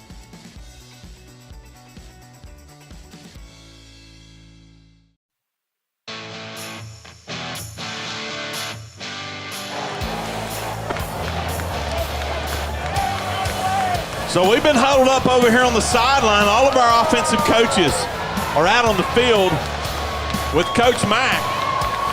51.3 seconds to go. We take the lead, 28-27. We're going to go for 2 and try to stretch it to a 3-point lead before we have to kick it back off to Citronelle. So here we go, 2-point conversion. 1 receiver to the right, 1 to the left. Hunter's in the shotgun, and he lobs it. And it's batted down. He tried to lob the ball up there high to number 21, and I don't have him on my roster. I know at one time Brody Kane wore that. Oh, is that 81? It's 21. Nope, right here. 61. I think they put Tristan Ferreira out there as a tight end. Okay. And try to run a special play and lob him the ball. And Citronelle had it covered. The defender had his back to Hunter. And Tristan went up high to catch it. And the ball fell incomplete. So we got to kick off. 51.3 seconds to go. We've got to hold them. Our defense has got to hold them. We're holding on to a 1-point lead. First thing we got to do is get them on the ground on this kickoff. Let's go special teams. Landon, boot that thing out of the back of the end zone. Boom, he kicks it high. Down the middle of the field. It's caught at the 18. Holden tries to get the outside. He's got a lane. and the ball gets fumbled, and we recovered Coach the Mack ball. says we've got it. We recovered the ball. They fumbled the ball on the kickoff, and we recovered it. They fumbled the ball on the kickoff, and we recovered the fumble. The sideline's going crazy. There's a flag on the field. I think we're going to get a flag for celebrating, but at this point, who cares? We're okay with that. Nice return by Citronelle. But I wish I could rewind. I wish we had a replay for everybody. I'm not sure who, but somebody came all the way across and belted number 5 for Citronelle. And he dropped the ball on the ground, and we jumped on it and recovered it. And so we've got the ball 1st and 10 at the 48, and we're going to get, John, for the first time in a while, we're going to get in that victory formation. And for us, that's going to be the best unsportsmanlike call we're going to get all year, right? Who cares? I mean, who cares? We didn't do anything bad. We didn't act ugly. We just celebrate. That's right. We're hungry for a win. And unless we do something really, really, really, really, I'm going to say infamous, we're going to get out of here with a 28-27 win in our last game of the year on senior night.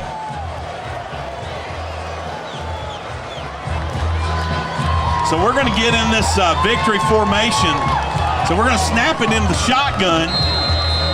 And Hunter's going to take a knee about 5 yards behind the line of scrimmage. I love it. Come on, guys, keep your cool. Nothing ugly.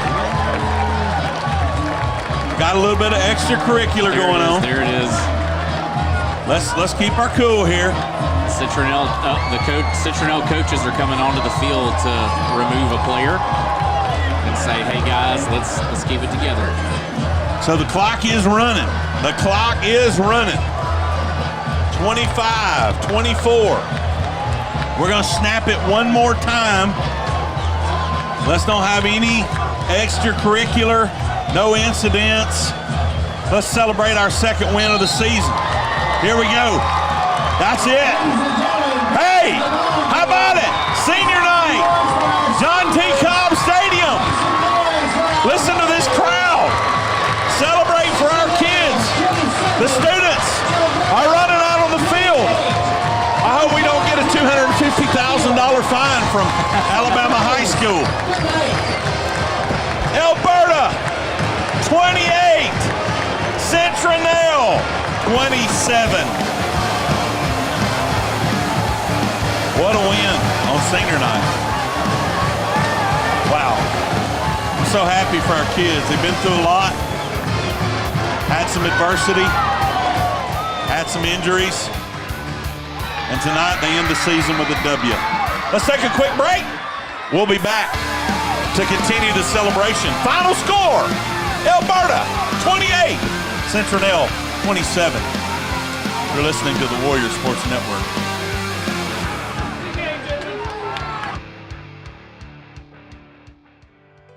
Hey, I'm Nathan Duckworth, and I'm the student and worship pastor at the Point Church here in Elberta.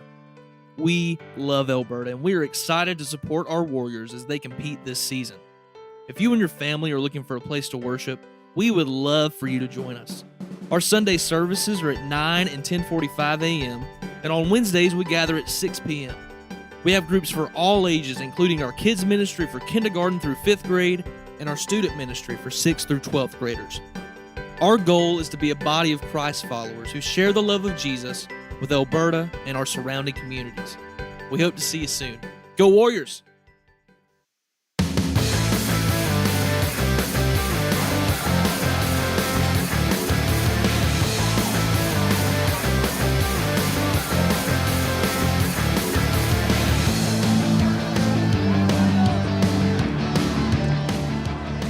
Both teams fought and fought and fought and fought. But somebody had to come out on top. And I'm glad it was the Warriors. As they celebrate down to our left and head to the west end zone with the student body for the playing of the alma mater. Our coaches are gathered up out on the field, and they certainly are happy for the kids. John, it's been a tough season. A lot of great opponents we had to play this year. Some nights where the games were just clear the other team had more talent. But you gotta give it to our coaches. You got to give it to our players tonight. They didn't mail it in. This game meant something to them. They came out here and represented Elberta High School tonight with all their heart. They were in the game. They were fully committed, fully focused, and it paid off in the end. Absolutely. Just a couple of years ago, we were playing 1A opponents as a school. Of course, this is still a new football program as the student body is celebrating the win on the last game of the season. We've been with these guys for a long time. Glad to see them get a win tonight.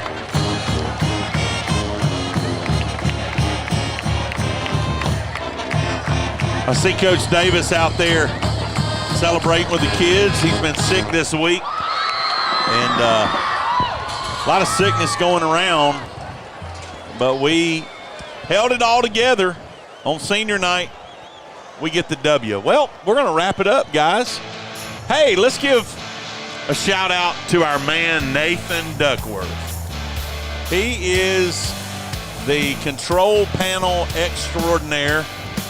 Nathan is the student pastor at the Point Church of Elberta, and he is a techno whiz.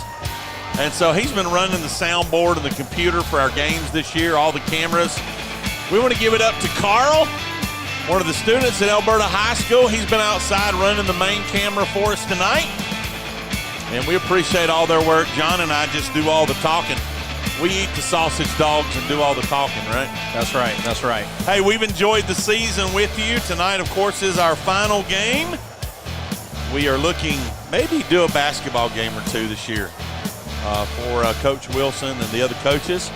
And so we'll look forward to that. But nonetheless, it sure is good to head home tonight with a 28-27 victory.